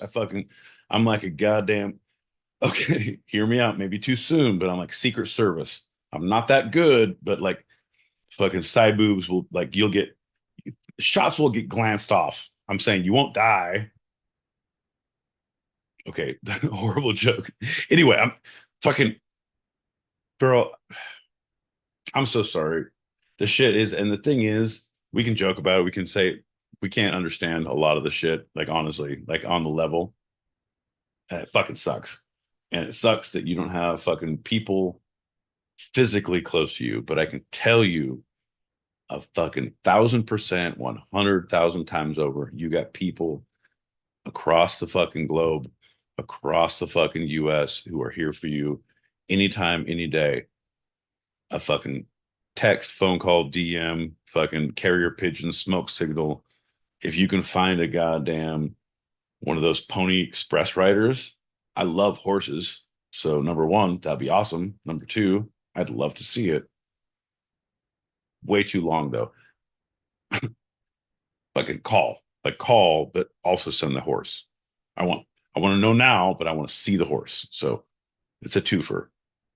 Sorry. Yeah. I love you. Fucking love you, girl. You know what, my boy Pete? I'd give you a ride to the airport. Giddy up. Sign me up. We're going to take a long ride before we get there, okay? Damn straight. Running on my time. We got some things to work out at the airport, but oh, man. This is one of those fucking great excursion trips that you pay extra for. And like, all right, can you leave between February 4th and February 10th and come back between February 24th and October 9th? Like, I'm not sure. Surprise, Doug picked you up and he never takes you to the airport. You just fucking stay in his car in a back fucking basement room. No, John, here's the deal. And I'm saying, because he's like, you have made a lot of bad references. I'm going to school you on pop culture. You've seen Clockwork Orange? Well, this is the positive version where you're going to have great references after this and stop being a fucking asshole. Let's dance. Put on those eye toothpicks and play the blues. Make me read all the pop culture that is. It makes me fucking feel bad, John, that you don't say anything and you're just conditioned like this. Under the moonlight, the stupid ass moonlight. Okay, quiet. Storyline. Human beings will fuck you if you give them the opportunity. Yes. It's so weird that you fucking... Did you see the tattoo on the small of my back? Because I have that in Old English, super long. People will fuck you if given the opportunity. But it's all in Old English, so people think it's super. The serious moonlight. Oh shit. Okay. Oh shit. Okay, folks, ladies and gentlemen, boys and girls, we got people in the YouTube. We got Mona here. Need a long ride. Dum. Oh shit. I need a long ride. Okay. The world would be a better place if everyone had a long ride. Damn. You know what? There's never been a better use of quotes, Mona Lisa. I see you. I appreciate you. I'm not saying... Shh, quiet, John. I have never heard such a lackluster giddy up from my boy Pete as I did just then. Yay, green room! horrible, man. You see it on the back, like, I realized there was no ice in my cup. There was no bathroom break in my future. John was uninterested in using his hands a lot on the Zoom call 4 different times. Count of 4. Down below 4 times. It's crazy town. And that is how I learned to speak Vulcan. Anybody who likes anybody, you can click that link above our heads on the YouTubes and see exactly what John's doing and why I'm speaking in tongues. You're welcome for listening. All right. Well, it's uncomfortable, and so I don't want to say this while we're looking like Jesus. Whole Zoom thing. Took that too far because I want to say you see me, you've seen me. No, I don't. No, never. Love you. I love you. Nope. Yeah. Nope. Like, in the normal way. Nope. Nope. Move back. I love you, and I always will. Boo. No. Boo. Like 100% bullshit. Number one, I would testify against you in a court of law to get a reduced sentence. I need you to understand that. So any dirt that happens here, everything in this show is in your name. And I will, I don't know. I was hitchhiking and he picked me up. And this is what happened, officer. It was a very specific situation where I didn't feel comfortable. And but I didn't feel comfortable to ask for help. So I went along with his fucking like HR kind of thing. Shenanigans. Oh. Smother him in gravy, you dirty old man. Fucking John. He'll never reach number one. Fucking John. You left 2 messages? What were you doing? Why don't you come into the show? You leave 2 messages. You're the worst. Look at this guy. Oh, no, he didn't. Turns out I didn't close it out. I can actually, my boy Pete, I can put you in touch with somebody who makes garments out of stinging nettles. Also makes garments out of dock leaves, which are the antidote to stinging nettles. I can tell you this because all my undergut. No, nothing. Don't worry about it. Don't worry about it. All right, here's the deal. We're having a fucking 2-sided after show party. Reach into the bowl and get your stinging nettles. But once you're done, you got to reach in the other bowl and get the other antidote, which are not stinging nettles, but I didn't hear what it was. Also, you're going to go home with someone whose keys you pull. So it's a weird swingers party with stinging nettles. Anyway, come on in. You guys like chili? We have chili at the buffet. John, everybody ready? What is the worst food to serve at an orgy? Call in. Awesome. Another pod. Boo. How is that pleather on your alabaster buttocks? All good, I hope. Good. Just checking. Just ruined it for everybody. It's horrible. You ruined it for me for sure. Because it's pleather and has cracks in it. It's horrible. Ugh.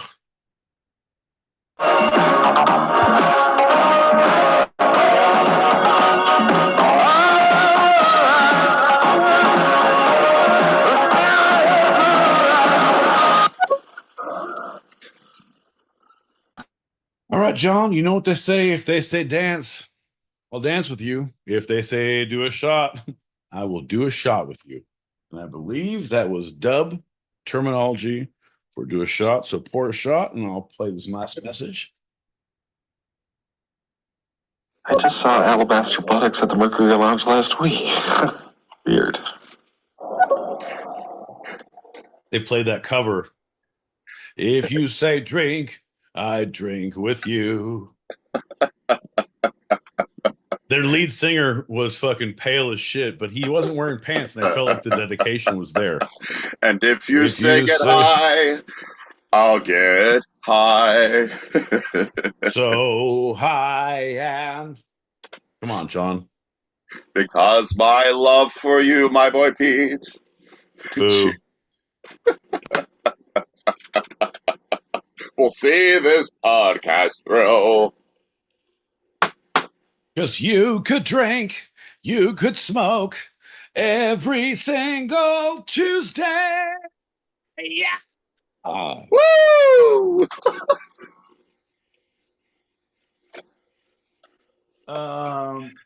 It's not often that I say this, John, but I say this now. You want to do a shot? Yeah. Wait, no, we just did. We just did one, but let's That's pour so one and let's think about this. You want to do some mushrooms?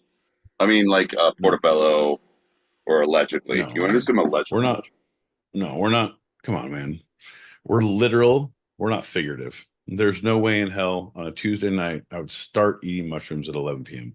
I would, on the other hand, eat mushrooms at 3 p.m. and be fucking rip roaring when we started at 8. No, Well, but I'd eat them at don't you want to 6. give them the experience so that they see you take So the you'd have to blast? eat them. No, but then you're fucked. Like that's the whole thing. Like you'd have to. No, I don't. Like I'd get the fear and I'd shut down because you'd be all weird, and I'd be like, "This is all fucking weird. You guys are all fucking spies from a different dimension. None of this is real." It's very specific, John. I've had this nightmare before. It's almost as prevalent as the wolves chasing you around the island of the kitchen on a waxed floor, and you're only wearing socks. It's a very specific. Right. Yeah, I know that one. So specific. I told you about it. Sure. Um, Um, they'll steal your soul if you let them. Oh, but don't let them. Carol King, the song. Uh, hold on. I can't think of the tune. Hold on. No, no, no, no, no, no.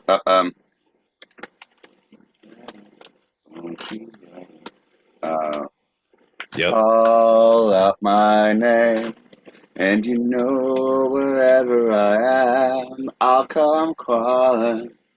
Oh, see you again. Just to see you fucking again. Yeah. Winter, spring, summer, or fall. I fucking hate them all.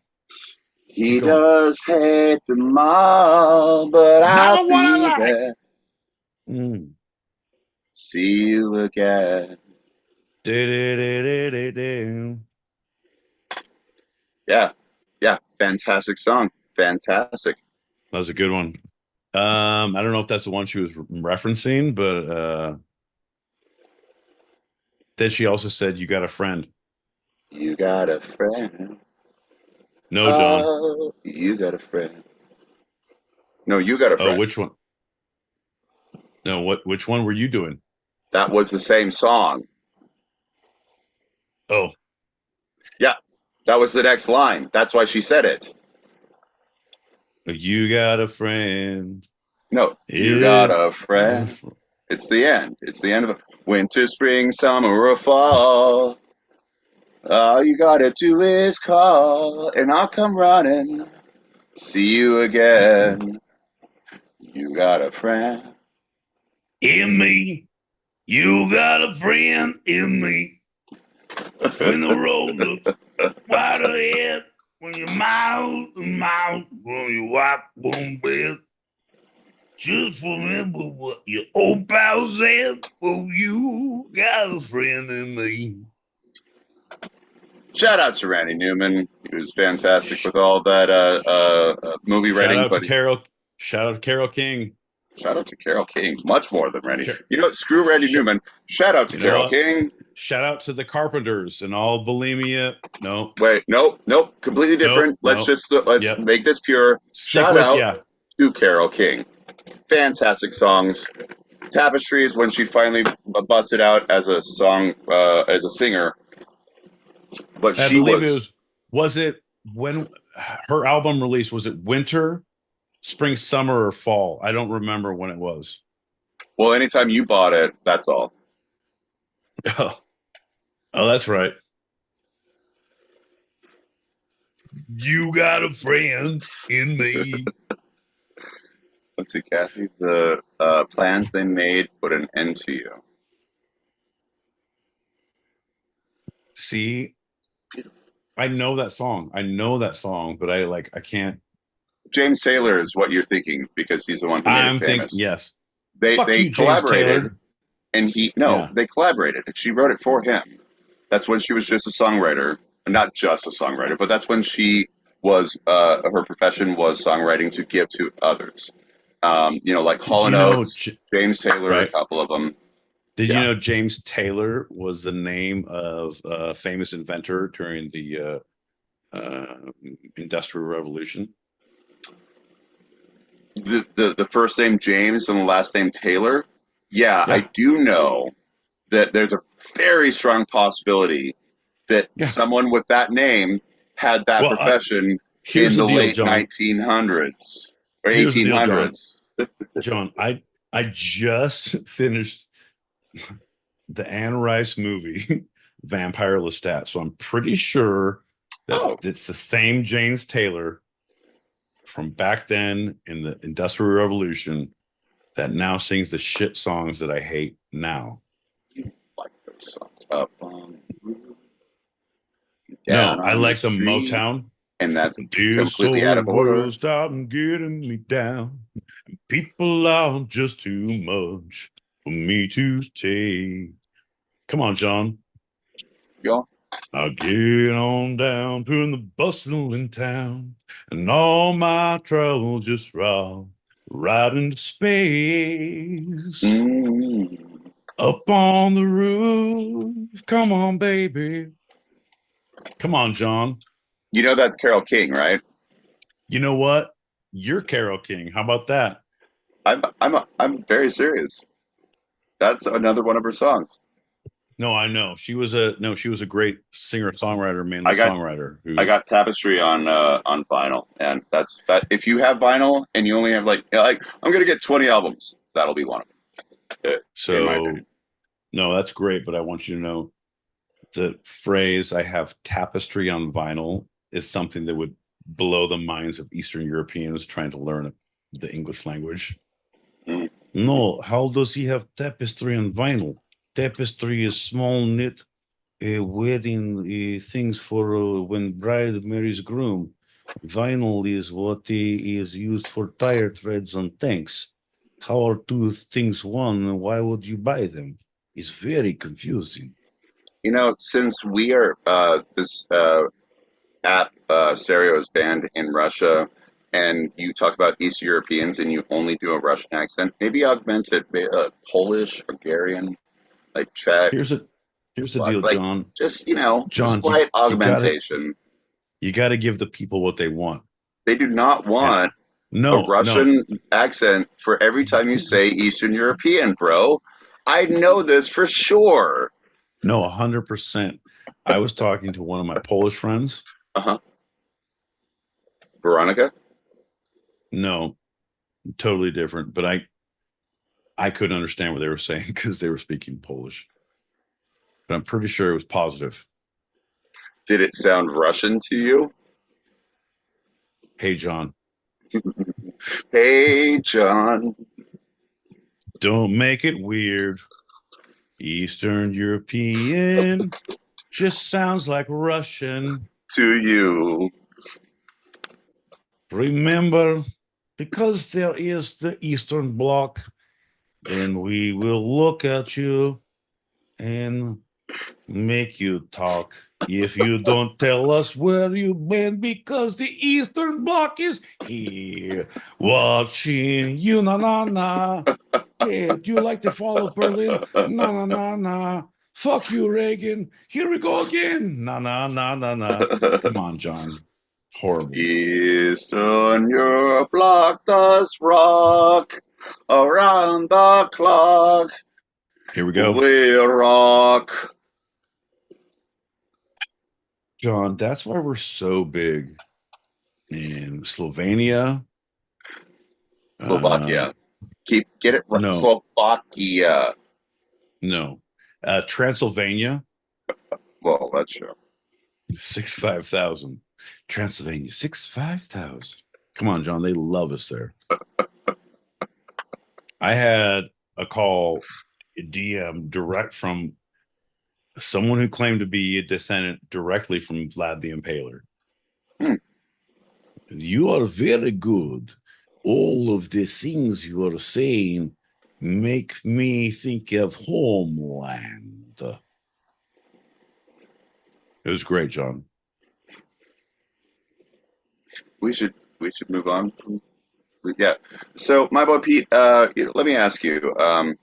As we're kind of entering into end summer, we're past the hump. We're right at the hump of the Folks, ladies year. and gentlemen, boys and girls, children of all ages, this is the time General Peacock loses his sensibilities and starts talking about the hump. So as my boy Pete was saying with the slurring, I'm going to continue with the. No, my boy Pete. What's your thoughts? What's your predictions? Not necessarily for yourself, not necessarily for other people, but what's your predictions for the rest of the calendar year as we enter into the second half of it? Wow, bud. That's it. You're kind of like I feel like you're Guillermo from Jimmy Kimmel's Late Night, where you're just like, hey, here's a microphone, go ask questions. Like, and you're not like, "Hey, do you like is it there's the year? Is there things you to say about the year?" Holy shit, John. One of my predictions, John. You don't Or want none of thoughts? this. Or You don't want none of this thoughts? fucking heat. You don't want none of this fucking heat, bro. It's a fucking kids show. It's a family show. Well, not anymore. We're in the I green room. This is between no, us. No one else is listening. it's actively, bro. I can't put that evil on other people. I prepare for the worst and I hope for the best. I will not put that like what do I hope for? And everyone's like, what? Hey man, I don't there's a lot of things coming up with work and family. Like, hey man, if we just have like a big fucking earthquake or a fucking nuclear war, I'm pretty sure things will get like put on hold and I can start living the wasteland life I've been accustomed to, I've been training for. I've been playing Fallout, Fallout 2, Fallout 3, Vault 21. Joan, I have like I'm ready. You know what I mean? Rad Mhm, roaches, that ain't mhm, shit to me now. You know what I mean? mhm. So I feel like that's a good exit. You know what I mean? But I feel like it scares the people, the masses. Like you don't want to be like, hey, here's what's gonna happen. Amazon Prime, who had a big lawsuit against them from the fun segment or the short. Yeah, it was a short, big old lawsuit, horrible. But they had Fallout the show on Amazon Prime if you have a membership, which is fantastic. I highly recommend not like supporting Amazon, but definitely getting Amazon Prime. So I guess it's supporting it, but definitely get that so you can watch Fallout and then train for the apocalypse, which is coming, and then we can all hang out because we'll all have fucking all the knowledge. You know what I mean? Yeah, So, long story yeah. short, John, I'm not going to answer that question because I feel like it's going to be bad for morale, and Um, I'm nothing if not all about community. John, nothing. I think the end of that segment with an ad with a direct hyperlink. Watch. Amazon partners with Snap to sell.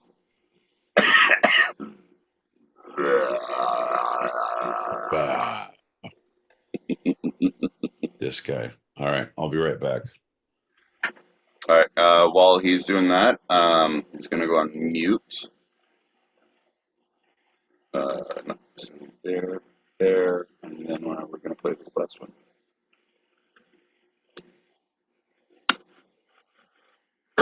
For the record, I would walk through fire for either of you. I would walk through fire for many people in the audience as well. Why? Because you're good people. I just don't understand why they're so far and few between of the good people. Why can't everybody just try their best to be a good person? Good for it. Love you, fellas. Love you. Love you. Um, uh, you beautiful woman. Um, yeah. No, I wonder about that myself. Actually, there was something I took out of tonight's show. Maybe if I can find it real quick. there's a thing about how our disconnect, why we don't just allow ourselves to be seen or see each other. Um,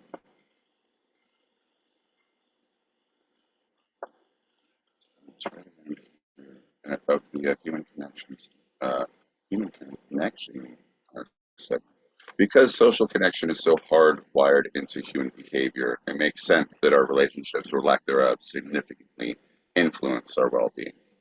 And there's a big relationships can act as a buffer in difficult times when things get tough. This is what Pete was talking about, so I'm not even going to continue Are you quoting. reading But something? I was, yeah. But it's Okay. why is it so hard in a general level to have this human connection? And this is stuff Bro, that because we were talking about it, I just no, glossed it's over. easy. But I I can was let me like no, shut the fuck up. I can answer that in 2 seconds. uh, You're socially awkward and don't realize human interaction and how that works. So you don't understand how it feels on the level of a normal human. You get the after effect, and so you're getting how other people react to you, and you're basing your reaction on that.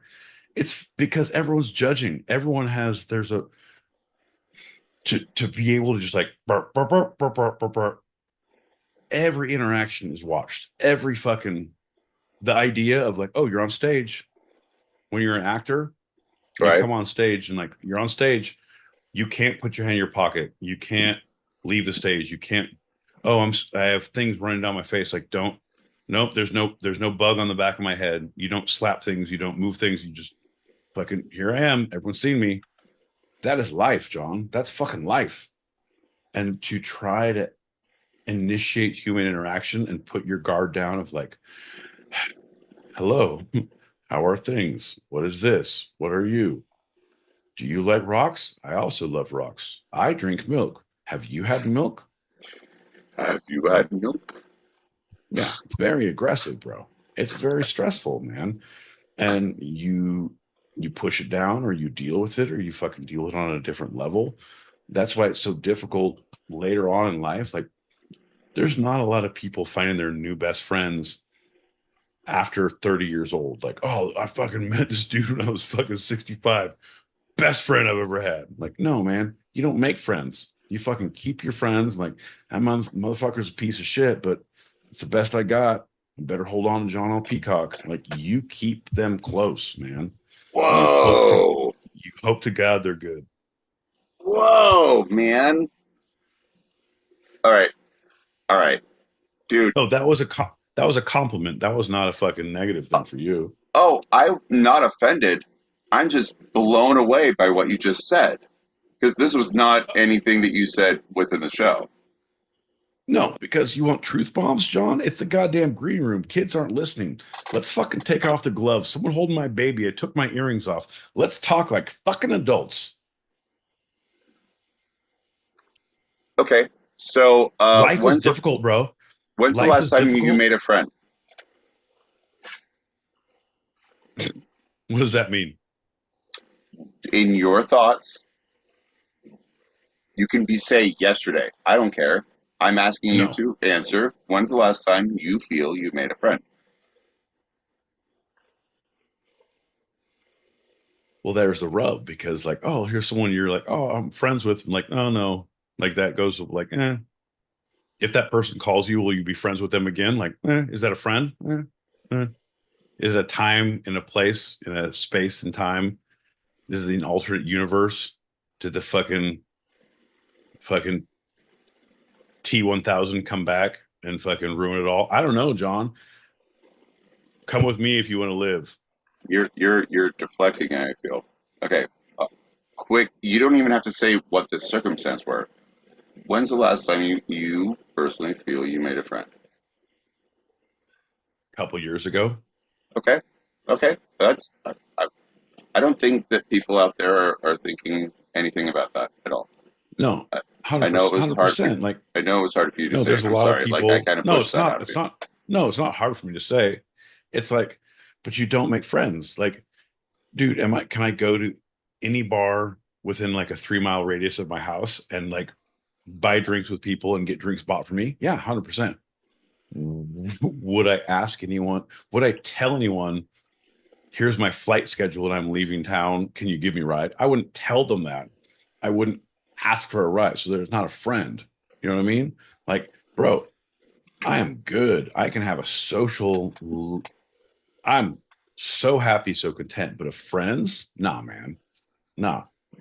Nah, I'm not. Nah. No, thank you. Okay. Go. Let's go general. With that in mind, do you consider having a conversation that is very real? Like, you get a couple of someone you met having a great time. You had a rooftop party, and suddenly you're just like overlooking a beautiful landscape, and you just start talking, and you have a very direct conversation, and it's just really nice. But person you met like a day or like a party or two ago, and then that doesn't really, you know, was that person, did that person see you? Is that person a friend? Or how do you put that into the categorization that you're talking about with the definition of friend? All right. A couple things. Number one, I think we all see you're going to a lot of parties, John. Pretty much on the rooftop is what you say. Like, so a party New York tonight City, was on the baby. rooftop, but last night and the night before. So I'm going to give 3 examples of guys I met on rooftop parties that could or could not be friends. This is like a dating game for John L. Peacock. Hey, everybody, welcome to Brooklyn, New York. Fucking rooftop dating for John L. Peacock. I'm your host, Vinny Del Pino. You might recognize me from such comedies as Fuck Your Couch, John, and also Dewey Hauser, MD, because that was the guy's name. I knew you were clocking that. All right, so first off, we got guy from House Party Rooftop number 1 down on Bushwick. Fucking, he's from Italian descent, loves his family, likes long walks on the pier, and doesn't fucking take fucking stupidity lightly. John, you connected on your love of punk rock and podcasts. All right, do you have anything to say? I can't do it. All right, No, fair no, man. enough. No, I want to just continue with this thought, man. Like, Fair enough. Option number 2, we got Anthony Scaramucci, yeah, also from Park Slope. yeah, You met him on a 4th floor walk up when you crawled through your neighbor's attic. yeah. Anyway, you talked about the fucking Arizona Cardinals being the best goddamn team ever to be had, and also the Coyotes being lackluster and lacking in their performance. All right, John, number 3. Oh, look at you, big timer. This guy was from the Upper East Side. Vincent Del Mafrio. You talked to him about his love of cologne and chic eye care medications. John, so of these parties and who you're thinking about, what do you want to do? I was trying to stop you. I don't know any of these people, and that middle guy was very aggressive. I'm not sure what's going on. I was just trying to talk to you about human connection there, Michael. All right, Who are and these that people? has Who been are you? our I don't know. Stop. That has I been our don't mean first to. episode of Who Are You and Rooftop Dating in Brooklyn with John L. Peacock. Folks, tune in next time when we see a contortionist, a fucking fire eater, and a barista all from the same neighborhood. Hilarity will ensue. Yeah. There you go. There you go, bud. Worst dating show I've ever been on. Like, literally. I didn't realize that was our dating show. I was talking. Anyway. No, we're Anywho, talking okay. human connection, John. Come on, bud. Everything's a date. Everything's an audition. I hope I Oh. get it. I hope I get it. How many friends do I have? I hope it's a boy or a girl. I really need a friend. Holy shit, I need a friend to smoke weed or do some shots with. Fuck! I think I'm drunk now. I'm kind of drunk now. I think it's friendship. Come on, John, you get it. Come on. If you guys like fucking theater humor, you'll love the chorus line jokes that were just recapped. And as they were all going through, the pursuits of money, influence, and recognition have become the modern day version of a status symbol. And we don't realize What? that in striving for these things, it's all too easy No. to prioritize these symbols of success Bro, over I'm going our to stop you most there. crucial relationship ingredients, I'm going to stop you there. human I'm connection. going to stop you there. This is the green room. You don't get to read shit anymore in the green room. Like, this is where you get to, like, oh, I read it before. Spicing it up. No, John. No, there is no comeback. You just take this one and put it in your fucking pocket, sit with it, marinate with it. You don't get to read shit in the green room. I realized you were vamping when I was taking a piss, but your vamping is reading more shit. Like, hey, we're in the green room, so John doesn't read at us. And now you're like, hey, welcome to the green room. I'm going to read some more quotes at you. And then, like, oh, Pete's back. I'm going to read more quotes at you. Stop it. Actively stop it. No more. No more. But this has been a wild and crazy show. No, fuck I'm you. switching Fuck the you, series John. with the No, fuck fun. you. No, John, fuck off. No, this is why I don't make friends. One of my fucking asshole friends that I've known for years does this. I don't need any more of this shit in my life. I don't need this shit. Fuck him and fuck your friendship. I will buy my own fucking coffee. I throw that shit to the ground. Fuck you, man. I don't even like cream. Fuck you. I'll pay for my own shit. Anyway, I'll have a caramel macchiato. Give me a half calf decaf. You know what to do. Anyway, fuck you, man. Could I get an Americano? Yeah, Americano black. No room. Thank you. Fuck you, man. Thanks. Have a great day. And that was the last time I went to Starbucks, John, because you ruined it. Fuck off. I'm going to place it. I got 2 messages. And if you don't understand that, I don't care about your life goals or choices, John. I hope your portfolio fucking takes a hit. I hope that if you're a trust fund baby, there's no trust in that fund, motherfucker. Yeah, that's what I hope now. Welcome to the party. You're on the receiving end of this shit, John. Meow, meow, meow. Playing some messages. Meow, meow, meow. You're in trouble. Meow, meow.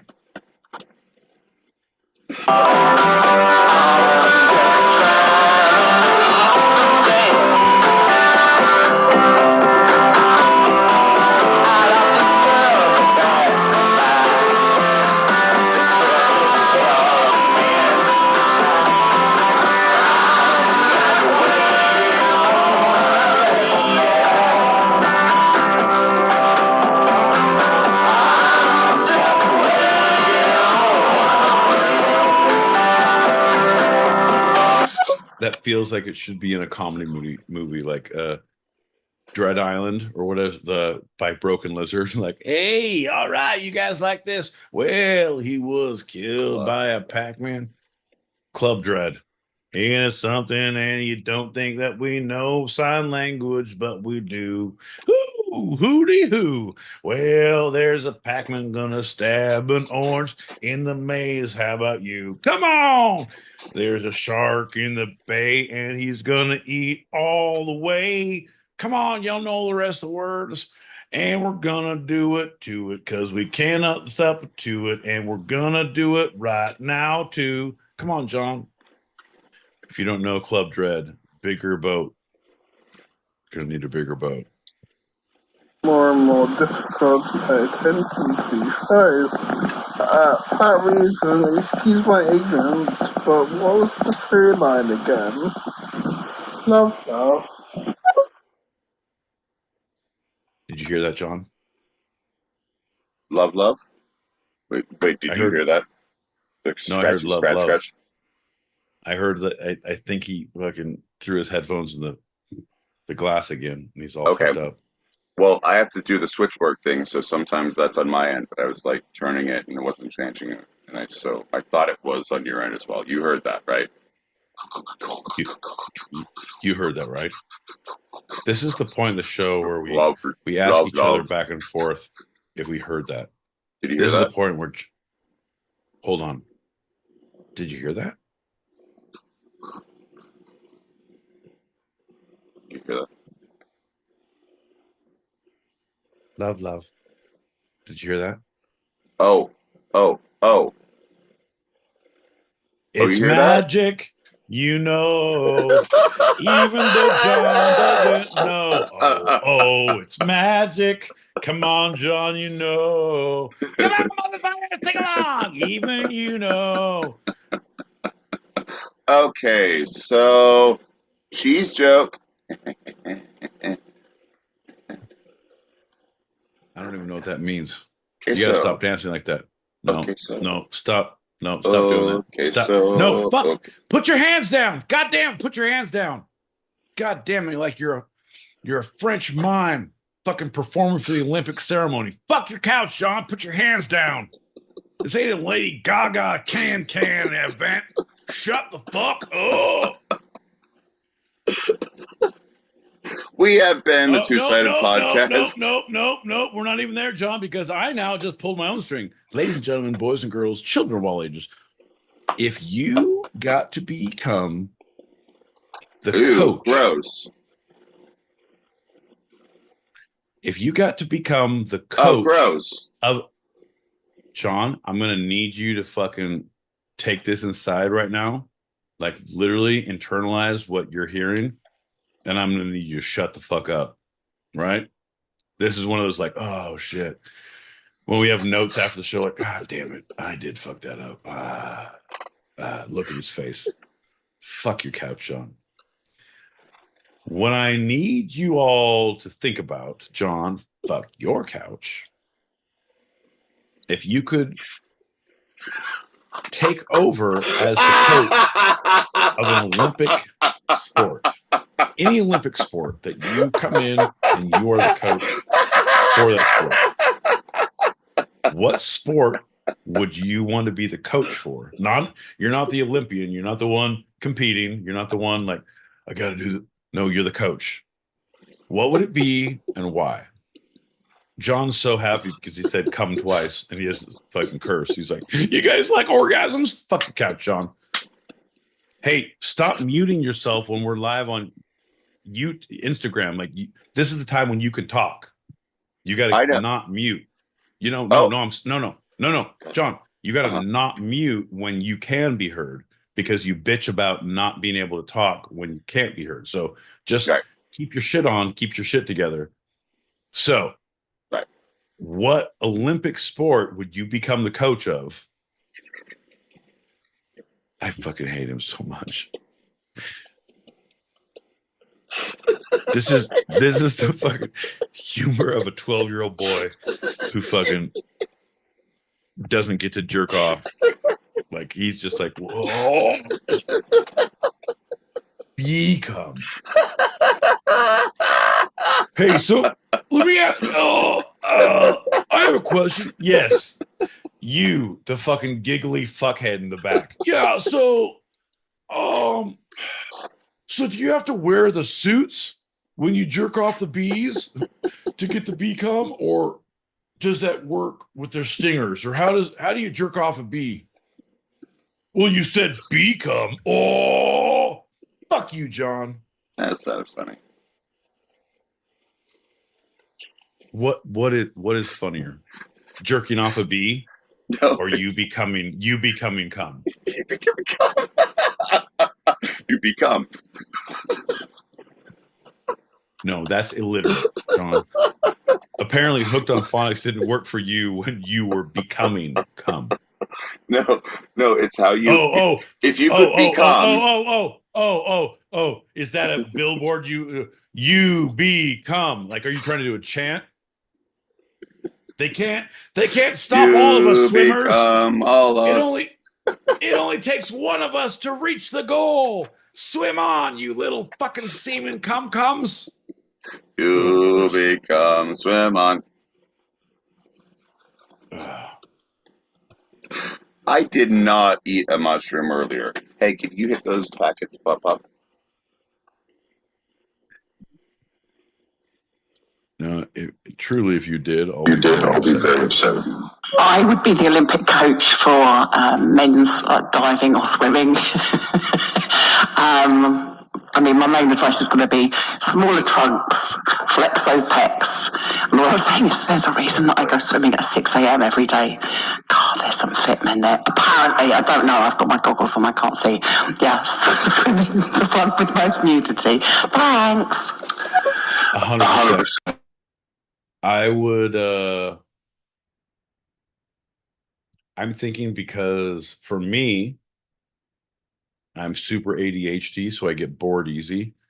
So I would do like the steeplechase or the triathlon so I could yell about different shit throughout the day. Fucking swim faster. What the fuck? Run more. Bro, fucking, it's a bike. God damn it. Like a lot of that. Like, and then if we get on the podium, it's all about, my inspiration. I love you. Great show. My phone's dying. I gotta go plug it in. Plug it in. Plug it in. Plug it in.